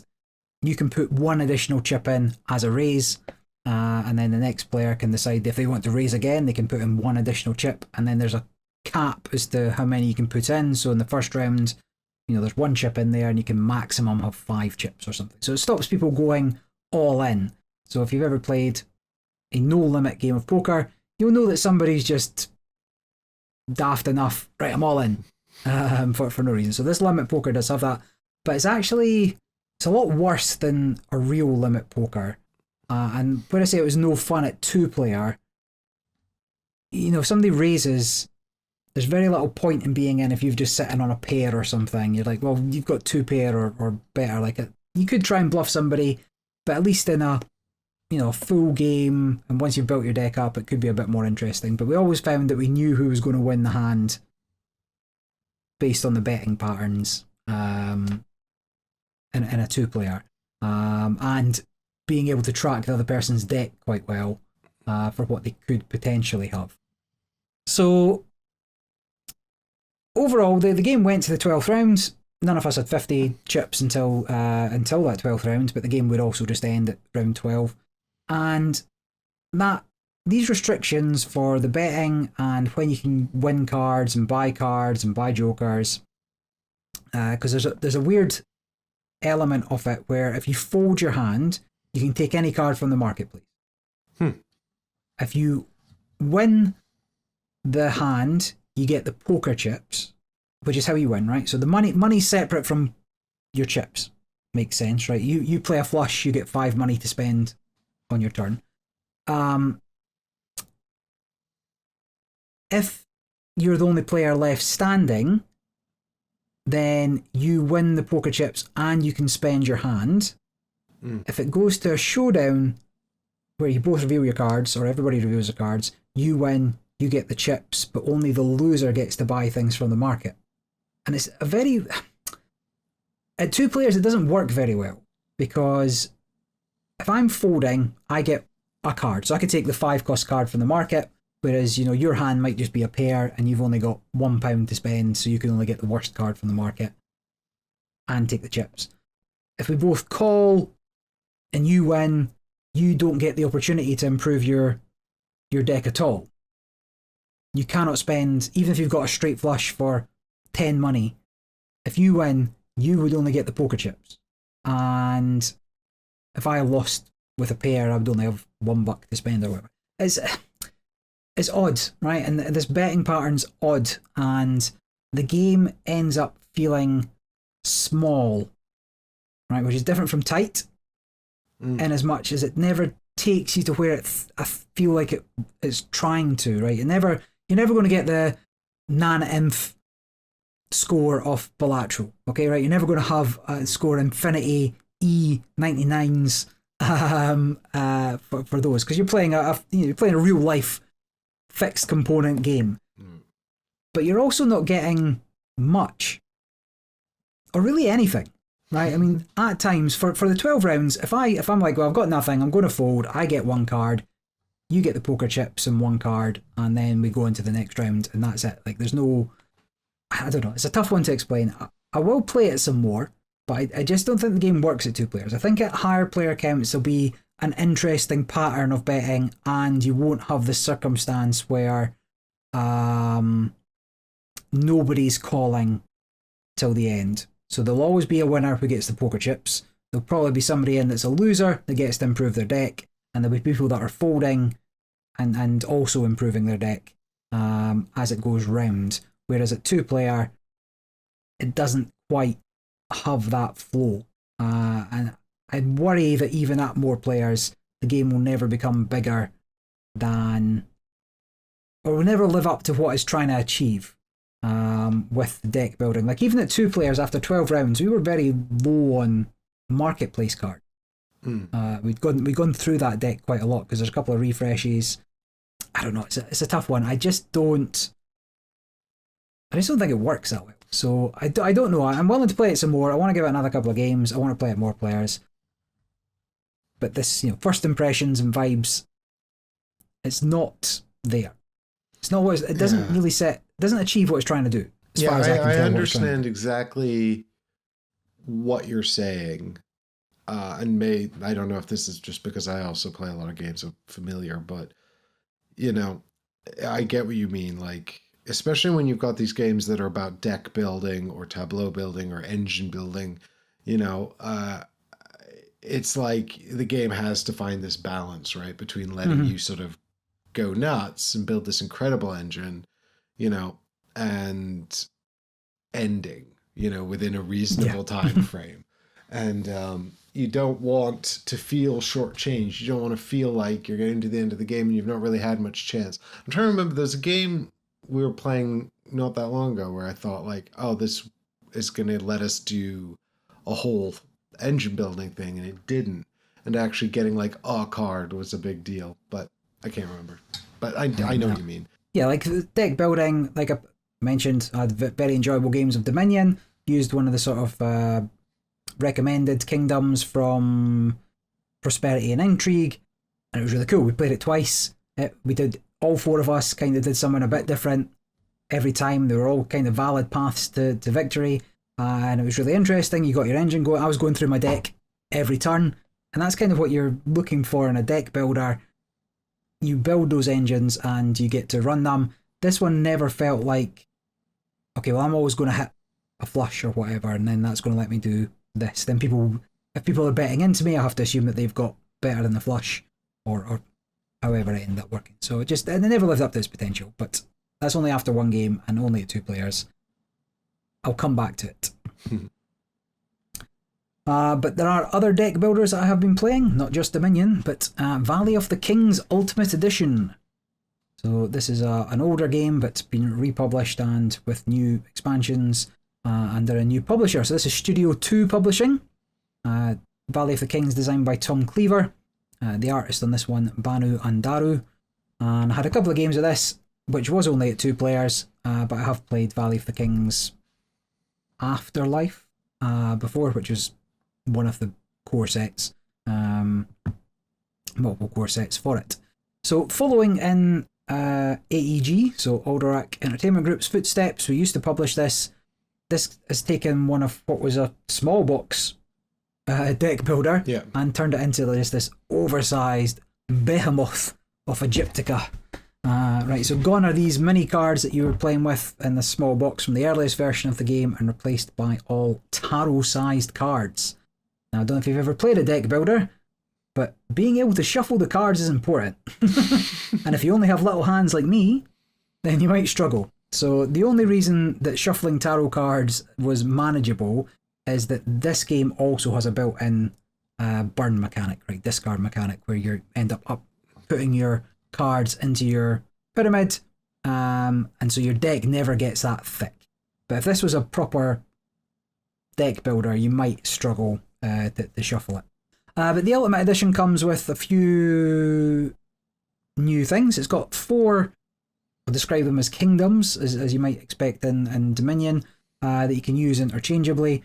You've got 4 full sets of cards that were the 3 base games, including the new one, which is Archaeology, and then all the expansions. So there's 4 different things, and you can mix and match those as you see fit. If you want to put in, I don't know, like Nose Hooks as your level 3 cards, or you want to put in Mummified Cats as your level 3 cards, you can choose which one you want to put in. And then there's a whole bunch of modules as well. So you can get special unique player powers, you can put in different sort of objectives, different ways of getting points, things into there. So I've had a limited number of plays. I played the Pharaoh expansion, and I've looked through all the sort of powers that are in there. They're the unique player powers. I'm not convinced they're all balanced, but I don't know if that necessarily matters.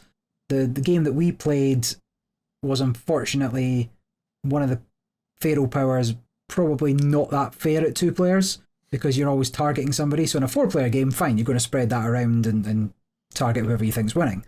In a 2-player game, a recurring ability to just mess up somebody's deck every turn wasn't as good as being able to get a free card occasionally.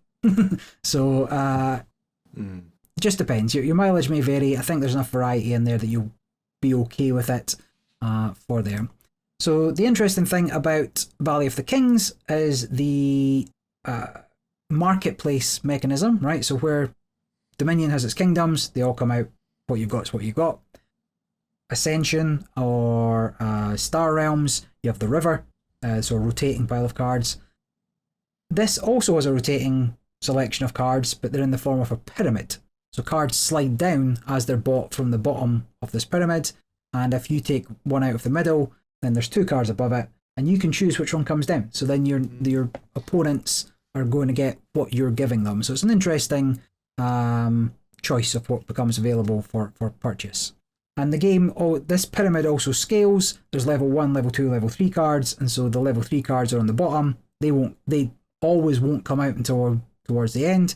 Cost more powerful effects, you get to run it fewer times, and you want to consider how you score in this game, which is taking your cards, which you've just spent a lot of money on, and they've got really cool powers and effects, and you got to put them into your pyramid with your Pharaoh, because it's a set collection game and you need different cards from the same set to score points. So yes, you want to be able to see this card often, but it's getting towards the end of the game and you need the points that card's going to give you by not being in your deck. So it's pretty interesting. It's like it's like Tyrants of the Underdark, right? Yes, the promotion aspect of Tyrants of the Underdark, yeah. Where there'll be some points, but anything left in your deck at the end is definitely worth nothing. So Valley of the Kings is harsher, yeah. Yeah. It's only, so you get points for mirrors. Let's say mirrors was a set. So if you have 7 different mirrors, that's worth 49 points because it's like 7 wonders science scoring. Mm-hmm. So even then, like only having 6 versus having 7 is huge. So being able to track what your opponents have got and messing with them's just really important in this game.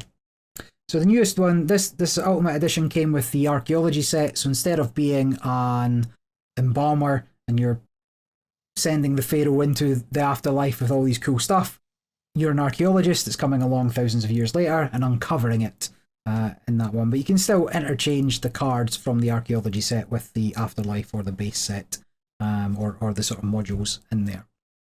So it's different enough to at least give it a go. If you like deck builders, you'll probably like this. I didn't find it as fun as that game of Dominion I just mentioned, but then again, I've also had some not as fun games of Dominion, so maybe that's not a totally fair comparison. I had a particularly fun game of Dominion, that was good. There's probably fun to be had in here. I don't overly like the scoring system of collecting sets because just being, that 36 to 49 jump, that 25 to 36 jump, it's quite punishing. There are a number of cards that just score on their own. There are a number of cards you can put into other people's pyramids to be negative points, where you can kind of mess with players in a much more interactive way than a lot of deck builders. So if you like that, you might like this. But I definitely want to play it a few more times. I want to play some more of the sort of little module parts, and I want to mix and match my kingdoms to try and do stuff there. It was yeah. If you like deck builders, you might want to give Valley of the Kings a try. It is a bit different from others in the genre. Interesting. Right, what else you got? Right. Well, I'm going to revisit something that came out earlier this year, right after we sort of put the podcast on break, and I played it a bunch of times, and then I never got to talk about it. And this is going to be, I think, a very polarizing game. It's called Night Soil. It was a crowdfunding game, although I picked up this one at retail. I imagine it's got some crowdfunding elements in it. It is published by Grail Games and designed by John Moffat, who has a few games to their name, but this is the sort of the main one. The artist is Jesse Gillespie, who has also done art for Hand of Fate Ordeals and Istanbul or Constantinople. I played this 3 times, and all 3 times at 4 players, which I think is notable. There is no solo mode in the box, but it looks like the Kickstarter campaign came with this and also a little expansion that added a solo mode. I haven't tried to track it down or anything because I'm not going to play it solo. So I did not try 2 or 3 or 5 players. I think it would be incredibly chaotic at 5. I think I really like the 4-player count. I think it would. I don't know how I would play it 2. I feel like at 2 it could be incredibly savage. This is a 2-phase worker placement game. So you're playing something like 5 rounds on repeat, and you're doing 2 phases. The first phase is a worker placement phase, and the second phase is pick up and deliver. Thematically, you are the poop cleaners of London and Tudor England, right? You're picking up poop from around London and throwing it into the River Thames. Unless you have an in with the City Watch, and then you can also take it out the City Watch's private gates. But if you don't, then you're picking up poop and throwing it in the river. So that's phase 2. And in phase 1, you're placing workers into London. And what's sort of particularly innovative about this interaction between these 2 phases is that you've got a set of workers who kind of represent the population of London. And you place them onto the board is a grid. I mean, it's more artistic than that, but it's a grid of spaces. And some of those spaces are action spaces that let you do certain things. And I'll talk a little bit about the things you'll get to do. But functionally, you put a worker onto the action space, you get to take the action, that's fine. But then also that worker poops when you put them in the space. And that's going to generate the poop that you're moving around in the second phase of the game. So 2 things to consider about that. One is that obviously where the people are putting the workers, what actions they're taking is going to determine the pick up and deliver logistics for the second phase. But also the poo blocks workers. So you can keep taking, the workers don't block workers, the poo blocks workers, which means that if you're putting workers into the spaces, they're pooping, and then when the space fills up with poop, it's 2 or 3 poops blocks a space, then you can't take that action anymore. But it also means if nobody cleans up that poop in the second phase, that action is not available next round, which is interesting. So it means that you can actually move poops around in a way that block actions that you want that you don't want people to be taking. And it also means that you should be thinking about where poops are going to be for movement in the next phase. Now, there are 2 sort of other elements to this that are really important. One is that the actual workers themselves, you don't have any. They're a general populace, right? And you will collect them back up in the second phase by moving the poop out of the spaces where they are. And so by cleaning the poop up, you get to take those workers back. But if you don't clean any spaces with workers, going into the worker placement phase, you will have none and you won't take any actions. So that can be really mean. If you don't have a way to sort of get some of those spaces, then you will just come away with no workers. The actual way you move poops around in this second phase is using these action cards. They represent the actual night soil workers of Tudor England. So you've got these cards that are like, I can't remember the name of a single one of them, but it's like it's like Poopsmith and stuff like that, right? You're flip, and what you do is you have all these actions out in front of you, and you flip the card over to use that particular action, and that lets you move, 2 cubes, 1 space, or 2 distinct cubes, 1 space each, or 1 cube, 3 spaces. And what you're trying to do is get it to the River Thames. And so everyone's looking at what cards everyone's got face up. The other thing is you can also, some of those cards you can pay a coin to not to flip. So there's this currency money, right? Which is what you're using to buy more cards. You're paying for a lot of actions require you to pay. You can pay the cards to do the action twice in this second phase. And so the sort of the timing of these actions in phase 2 is super important. Knowing when people are going to tap out is super important. Knowing what they've got capable of. Like, I don't want to set you up so that on your turn you can just flip a card and claim 3 poops. Because at the end of phase 2, we're not actually, we get some amount of money for clearing up all the poop, no matter what, but you get a super bonus, not super bonus, a not insignificant bonus if you cleaned the most poops. And you both get that if you're tied. So I think there's a friendly tie. I think it might be mean ties, actually. It's a very mean game. But there might be, anyway, the point is you want to have cleaned the most. Now, the thing is, there is these worker placement spaces. They let you do lots of good things to interfere with this. They let you buy more of these cards that you need for actions in the second phase. They let you put down these sort of contracts onto the spaces. So come the second phase, only you can clean those poops, which is like important because it means you can sort of shotgun some of those workers to make sure you're not left high and dry.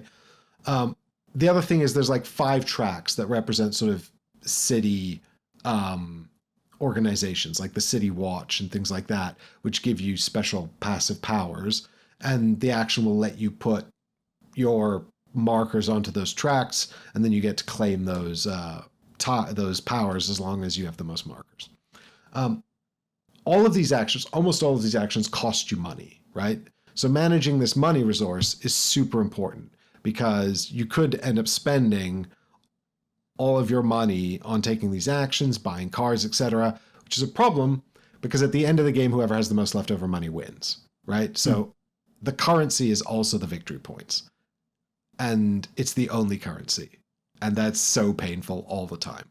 Mm-hmm. So, like, it's really cutthroat. Certainly in the 4-player game, there's a lot of we gotta sabotage the leader because if we don't, it's going to be real bad. It's just going to sort of escalate. Like if you're scrabbling in the middle, dragging each other down, the leader could just sort of get away with it. But it's kind of hard to tell who's the leader. Is it the person with 30 coins or the person with 5 workers, right? Like, how do you tell a leader? You can get to a position where what happens is that when you clear a space, you put a marker on it, and when you're in the second phase, when your turn comes back around, you collect everything in that space. But you can only put the marker out if there wasn't one there. That's how you shotgun things in the first phase. You can put those markers in preemptively, and then the minute that space is cleared and it's your turn, you get that stuff. But what happens is people just keep putting poo back in the space, and then you can't ever clear it. You can't ever collect that stuff. So if you make a space too lucrative, people will just keep sabotaging it. So there's this sort of element of trying like not to put all your eggs in one basket, trying to sort of spread things out, trying to actually clear poo so you can make money and you can win, or just buy a card, so it's got loads and loads of player interaction. It's got over the table talk, I think. I mean, you don't have to do that. You could play this with a group of people who played it really sort of like just heads down, focused, not really interacting with one another. But certainly with the groups I've been playing it with, everyone's been sort of like chatty, you know? And it might be one of those games as well, where if you're the quiet person in the corner, you might get away with winning. But I don't know necessarily how completely well balanced it is. Some of those action cards that have come out for phase 2 are very powerful. There is you can sort of inadvertently hurt people, although typically you don't really care too much because there's a lot of I don't want to say negative player interactions, but aggressive player interaction. So, and at the end of the day, if you've got one action left and all you can do is sabotage someone, you're just going to do that. I thought it was really weird and unique and interesting. I really, really liked all of my plays of it. Now, I've only played it at 4 players, which I feel might be the best count. It's an instinct. It's a vibe, obviously, because I haven't played it with more. I think at 5, it would possibly tip over into too chaotic, too many moving parts, too unpredictable. I think at 3, it'd probably be more cutthroat. It'd probably be more about sort of calculating what everyone's doing and just being really mean. At 2, I think it could just be sort of, if one player could snowball away to victory, or there just wouldn't be interactions. I don't know. I'm speculating, but it doesn't feel like a 2-player game to me. I'd try it, but I wouldn't seek out that count. And also, I'm not sure if it's the kind of game you can necessarily get like better at because it's so interactive. It really is almost like a sort of a negotiation game. Like, but that person's got all the money, or look what they're going to get if that space opens up. Well, I can't block it this turn. You do it, And so like you can be as good at it as you want, but if everyone's ganging up on you because you're too good at it, but that means all the games feel quite tight and quite competitive. I've also seen players, like one of the action spaces is buy another action card for phase 2. That can be huge, but it's not vital, because actually the more action cards you have is not the biggest help, because all of the best poo is going to go early, And so it's about having some powerful cards stacked early. And even with the starting cards, you start with like 3. They're not bad cards. So I've seen people win without ever buying one of those cards. So it's not impossible. I think this is for players who are not put off by Euro games, who might sort of quite like Splotter type stuff. Now, the big distinction here between this and Splotter is that Splotter games, although they are quite interactive and quite mean, they don't really have that over the table talk, or it's not really common, Splotter tends to be very sort of heads down calculational. And when we say they're mean, they've got sort of player interaction or things like that, but in a way that's just very sort of calculational and strategic. This feels more chatty, more, I'm going to kick someone. Who am I kicking? Kind of vibe. But I think if you like that sort of like interactive mean Euro, I think that you'd get a kick out of this. And I think that the mechanical interactions are interesting and uncommon in a way that made it stand out to me. And I deeply enjoy the integration of the theme as well. Like it works really well. Every time you put out a worker, it does a poo. It's just, and then you have to clean the poo up. I mean, I get some people might not like this theme, and that's fine, but the core mechanisms in the theme integrate really well. What I will say is that money is points. A lot of actions cost money, and the amount you have to pay can be quite easy to forget, but it's so important. So I think that's a bit of a downside, is that it takes a minute to get your head around the actions in the first phase and how much each one's going to cost. Like every time you put out one of your tokens on these tracks, you have to pay like some amount based on how many tokens you've already got, and things like that. But the player aids are pretty good, and once you get your head around it, it's not so bad. There's also, I think, a misprint on the rule book. I think there is like an extra worker depicted that's only for the 2-player game, or something like. Anyway, it doesn't matter. Like we figured it out. So a few minor gripes, but otherwise, like, look, if you're sensitive to mean games or loss aversion or anything like that, you will hate this. Like, you will just hate it. If you're dead set on being able to pursue your strategy and not have people, get in your face, you're not going to like this. But if you like that sort of interaction stuff, if you have some amount of capacity for Euro style games, I think this is a really interesting combo. Yeah, I'm looking at it. It looks quite Marmitey from people's discussions of it on the Board Game Geek forums. I've not played it or really even seen anybody with it, but it's interesting. I like the idea of, okay, let's ignore the fact it's poop, but the more times you send a worker to space, eventually that becomes blocked off. So that sort of mechanism of almost to a degree stops like a dominant strategy forming. If there's like a very good action space, if it doesn't get cleared, or if you have to clear it on your turn, but then that just opens it up for somebody else, and then maybe I can pivot into other spaces and hope somebody clears it for me type thing. But then again, having the stuff you clear it with being worth money and more resources, yeah, it seems interesting. It's also relatively cheap to buy. Now, there was some people complaining about the fabric board. Cloth board on BGG. It's fine. I don't mind it at all. It's completely subjective. Maybe you'll find it horrendous. I'll highlight it simply because I saw people didn't like it. I didn't even think to mention it. It's up to you, I think, whether that's something you like or dislike. Fair enough. There was one image of, the tiles and how clear they were on there versus how muted the colours were on the cloth. You can check it out yourself if you think it might be something that will bother. Well, I've only got one more to talk about in brief for today, and that is a game that we have talked about a few times before and certainly both played before, but it's the new expansion, and that is Distilled Cocktails. So this is from Paverson Games, Dave Beck and Richard Woods, the designer, and the artist on this is Eric Evanson, and I have played this solo 0.4 times. So not even a full game at this point. So the newest expansion for Distilled has arrived, and it has greatly expanded the game in directions you maybe wouldn't have thought the Distilled game would go. But I think we may want to talk about this on the next podcast a little more in depth if we can get a game in. So I just wanted to give this first impression of it. I set it up for a solo game so I can see what the new mechanisms did, and as I was opening it, I got pretty excited.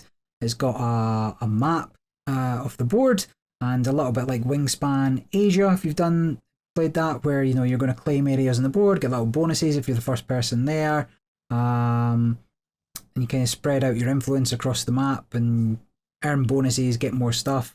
It introduces the option to distill a second spirit on a turn, which is something, so now you're pushing your luck side. Could be, well, I'm going to try and get 2 spirits this turn and hope that I'm not just making moonshine. But then it also incorporates a whole new area of the game for making cocktails. So once you've made your spirit, now you can get the ingredients that go into the cocktail and serve cocktails, which is what you use to expand your influence on this map.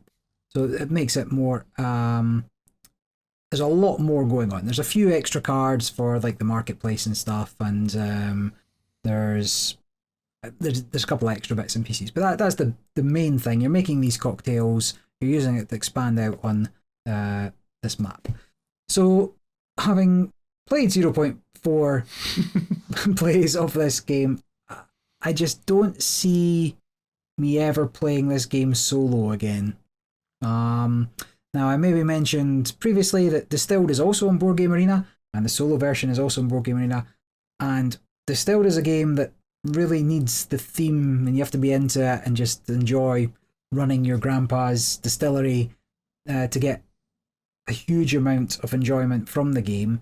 And the digital version of it, again, sucks the life out of that, right? You very much become very apparent what you're doing on a turn, spending your money for a few points and then hoping to make a a liquor, like make a spirit every turn of your choosing, trying to work towards certain goals in solo, but it really exposes the multiplayer more than the solo game. But regardless, the base game of Distilled does lack a bit of drama. There's not a huge amount of decisions really to be made. If you need fruit to make your soju, then you've got to buy fruit. Like there's nothing else you can do. You can't chance doing something else. You can't work towards something else. But this expansion, having set it out, I have a large table. I have a 3 foot by 6 foot table. Maybe even slightly bigger than that. Certainly longer than that if I want to expand. This takes up, for solo, fully 3 foot by 3 foot. And there's hardly any room to move. I would really need it to be 3 foot by 4 foot to have a reasonable amount of space to play this. And that's for one player. Add in the other players who now have to have access to their player board, the second washback, and places for their stuff. You're looking at a minimum table size for 4 players of a huge table. Anyway, just looking at it, solo's worse. I take that back, because a lot of it's taken up by the solo game. And the solo game requires that you put out all the objectives, and there's a whole bunch of tokens that are there for the solo game only, and only used in the solo game, and that adds a chunk. That adds like a 1 foot by 1 foot of that 3 foot by 3 foot space.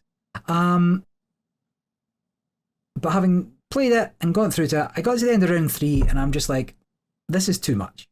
This is things I don't want to be tracking, and the game isn't as... The changes they've made aren't as exciting as I hoped they would be. So my worries are that they've expanded the game by adding more, which in a lot of games is fine. But what they've done is that in order to engage with the new elements of the game, you have to do stuff that's exclusive to those new elements. That makes sense? So rather than having an alternative use for what you would already maybe do with the game, and here's your choices. Once you've done this, you could do what you've always done with it, or you can interact with this part of the board now and hope that that's a better bet for you by spreading out on the map than it would be for getting the bonus distillery item or something like that, right? So you get your little token. Do you spend it on the board, or do you spend it on an income? And rather than giving you any of those choices, it basically says now you, in addition, have to go and buy your cocktail recipes. You have to go and buy your ingredients, one and the same almost. If you buy a cocktail, you can get ingredients for it. But then you need to deliver those cocktails in order to get the tokens you need to put on the map. And it's just like this whole separate bit that has very little to do with what you've already been doing, and it broadens the game in a way where it's just, there's more to do, and it might as well have been a different game to a degree. Like it's tacked on, it's bolted on, it is an addendum, it is not integrated into the full game. So now you're doing the different kinds of cocktails. So where you collect the bottles in base distilled, now you're collecting cocktail glasses. And yeah, you can do both, and you need the spirits to make the cocktails, but it's added on, it's bolted on. The way to broaden the game isn't to just keep adding things until there's nothing else you could possibly do in the whole thing, right? You're not simulating life. It's not like, well, okay, now we've added on a job mechanism, so if you want to make more money, you have to go and work this job, and then once you get your money, right, whatever. Yeah, that was one of the best expansions of all time, was the expansion for... what's the CG game? There's many. No, the one where you're trying to spend all your inheritance. Last Will? Yeah, the expansion for Last Will, where you start with a job and now you have to lose it because you need to get rid of all your money. Yeah. So things like that. But so what it feels like to me is that they've just stuffed all this in the game, and it's become bloated. Yeah. Is what I'm worried about. So I'm hoping to play multiplayer. I think there'll still be fine multiplayer. There'll be interesting decisions about when to go into the map and that kind of thing. It's not really apparent in the solo game. It didn't help that I also play a random flight, and the flight I got, I think, was N, and N only has aged spirits, and so I couldn't get what I needed to make the cocktails. Like, it wasn't an option on my flight. I had to at least wait a turn to age a spirit. And when you start, you have very little money and you can't really buy a barrel to age a spirit in and get a spirit. So moonshine round 1, age a spirit round 2, wait for round 3 in order to buy and try and make a cocktail. And that is assuming that it wanted an aged spirit and not a vodka or something. And that was just coincidence. But I do wonder, like, I don't think you should play with that flight with cocktails. And I'm going to go back to the rulebook and see if it says don't use these or whatever. But there are cocktails that require aged spirits, so maybe they just become at a premium. But where that flight specifically has no spirits you can use that aren't aged, and a lot of the cocktails don't want aged spirits. So regardless, I hope to give it a game. If you want us to talk about it more in the next podcast, let us know. We can definitely get a game in together and see how it shakes out in real life. Yeah, well, exactly. And I've not played Distilled very much overall, but also not since really it first delivered. So, it'll be interesting to see how it looks with everything that's come out since. We did play on the channel, Michael and I, when it was first delivered. So you can see us playing it there if you're interested in sort of seeing it set up. But yeah, we can take a look at cocktails, see if that's better multiplayer. I was pretty excited opening the box. I thought this is going to add a lot of what Distilled's missing, because it is very by the numbers. And then it's like, okay, well, here's going to be some decisions. I'm going to decide, what I'm doing on this map, and I'm going to decide when I'm going to make a cocktail and this. And it's just, here's more things for you to do. And it's not a decision. You either have to do it or miss out. So, the scores that give you additional scoring, because you can make more spirits now, the scores have gone from potentially plus 50, plus 100 to plus 150, plus 200. So that's to give you an idea. There's just more for you to do, and it's not necessarily more interesting, but we'll find it. Well, we will indeed, but that's for a future episode. And what that means is that you should turn on subscriptions or follows or whatever you do wherever you listen to this in order to track the show and make sure you don't miss the next episode.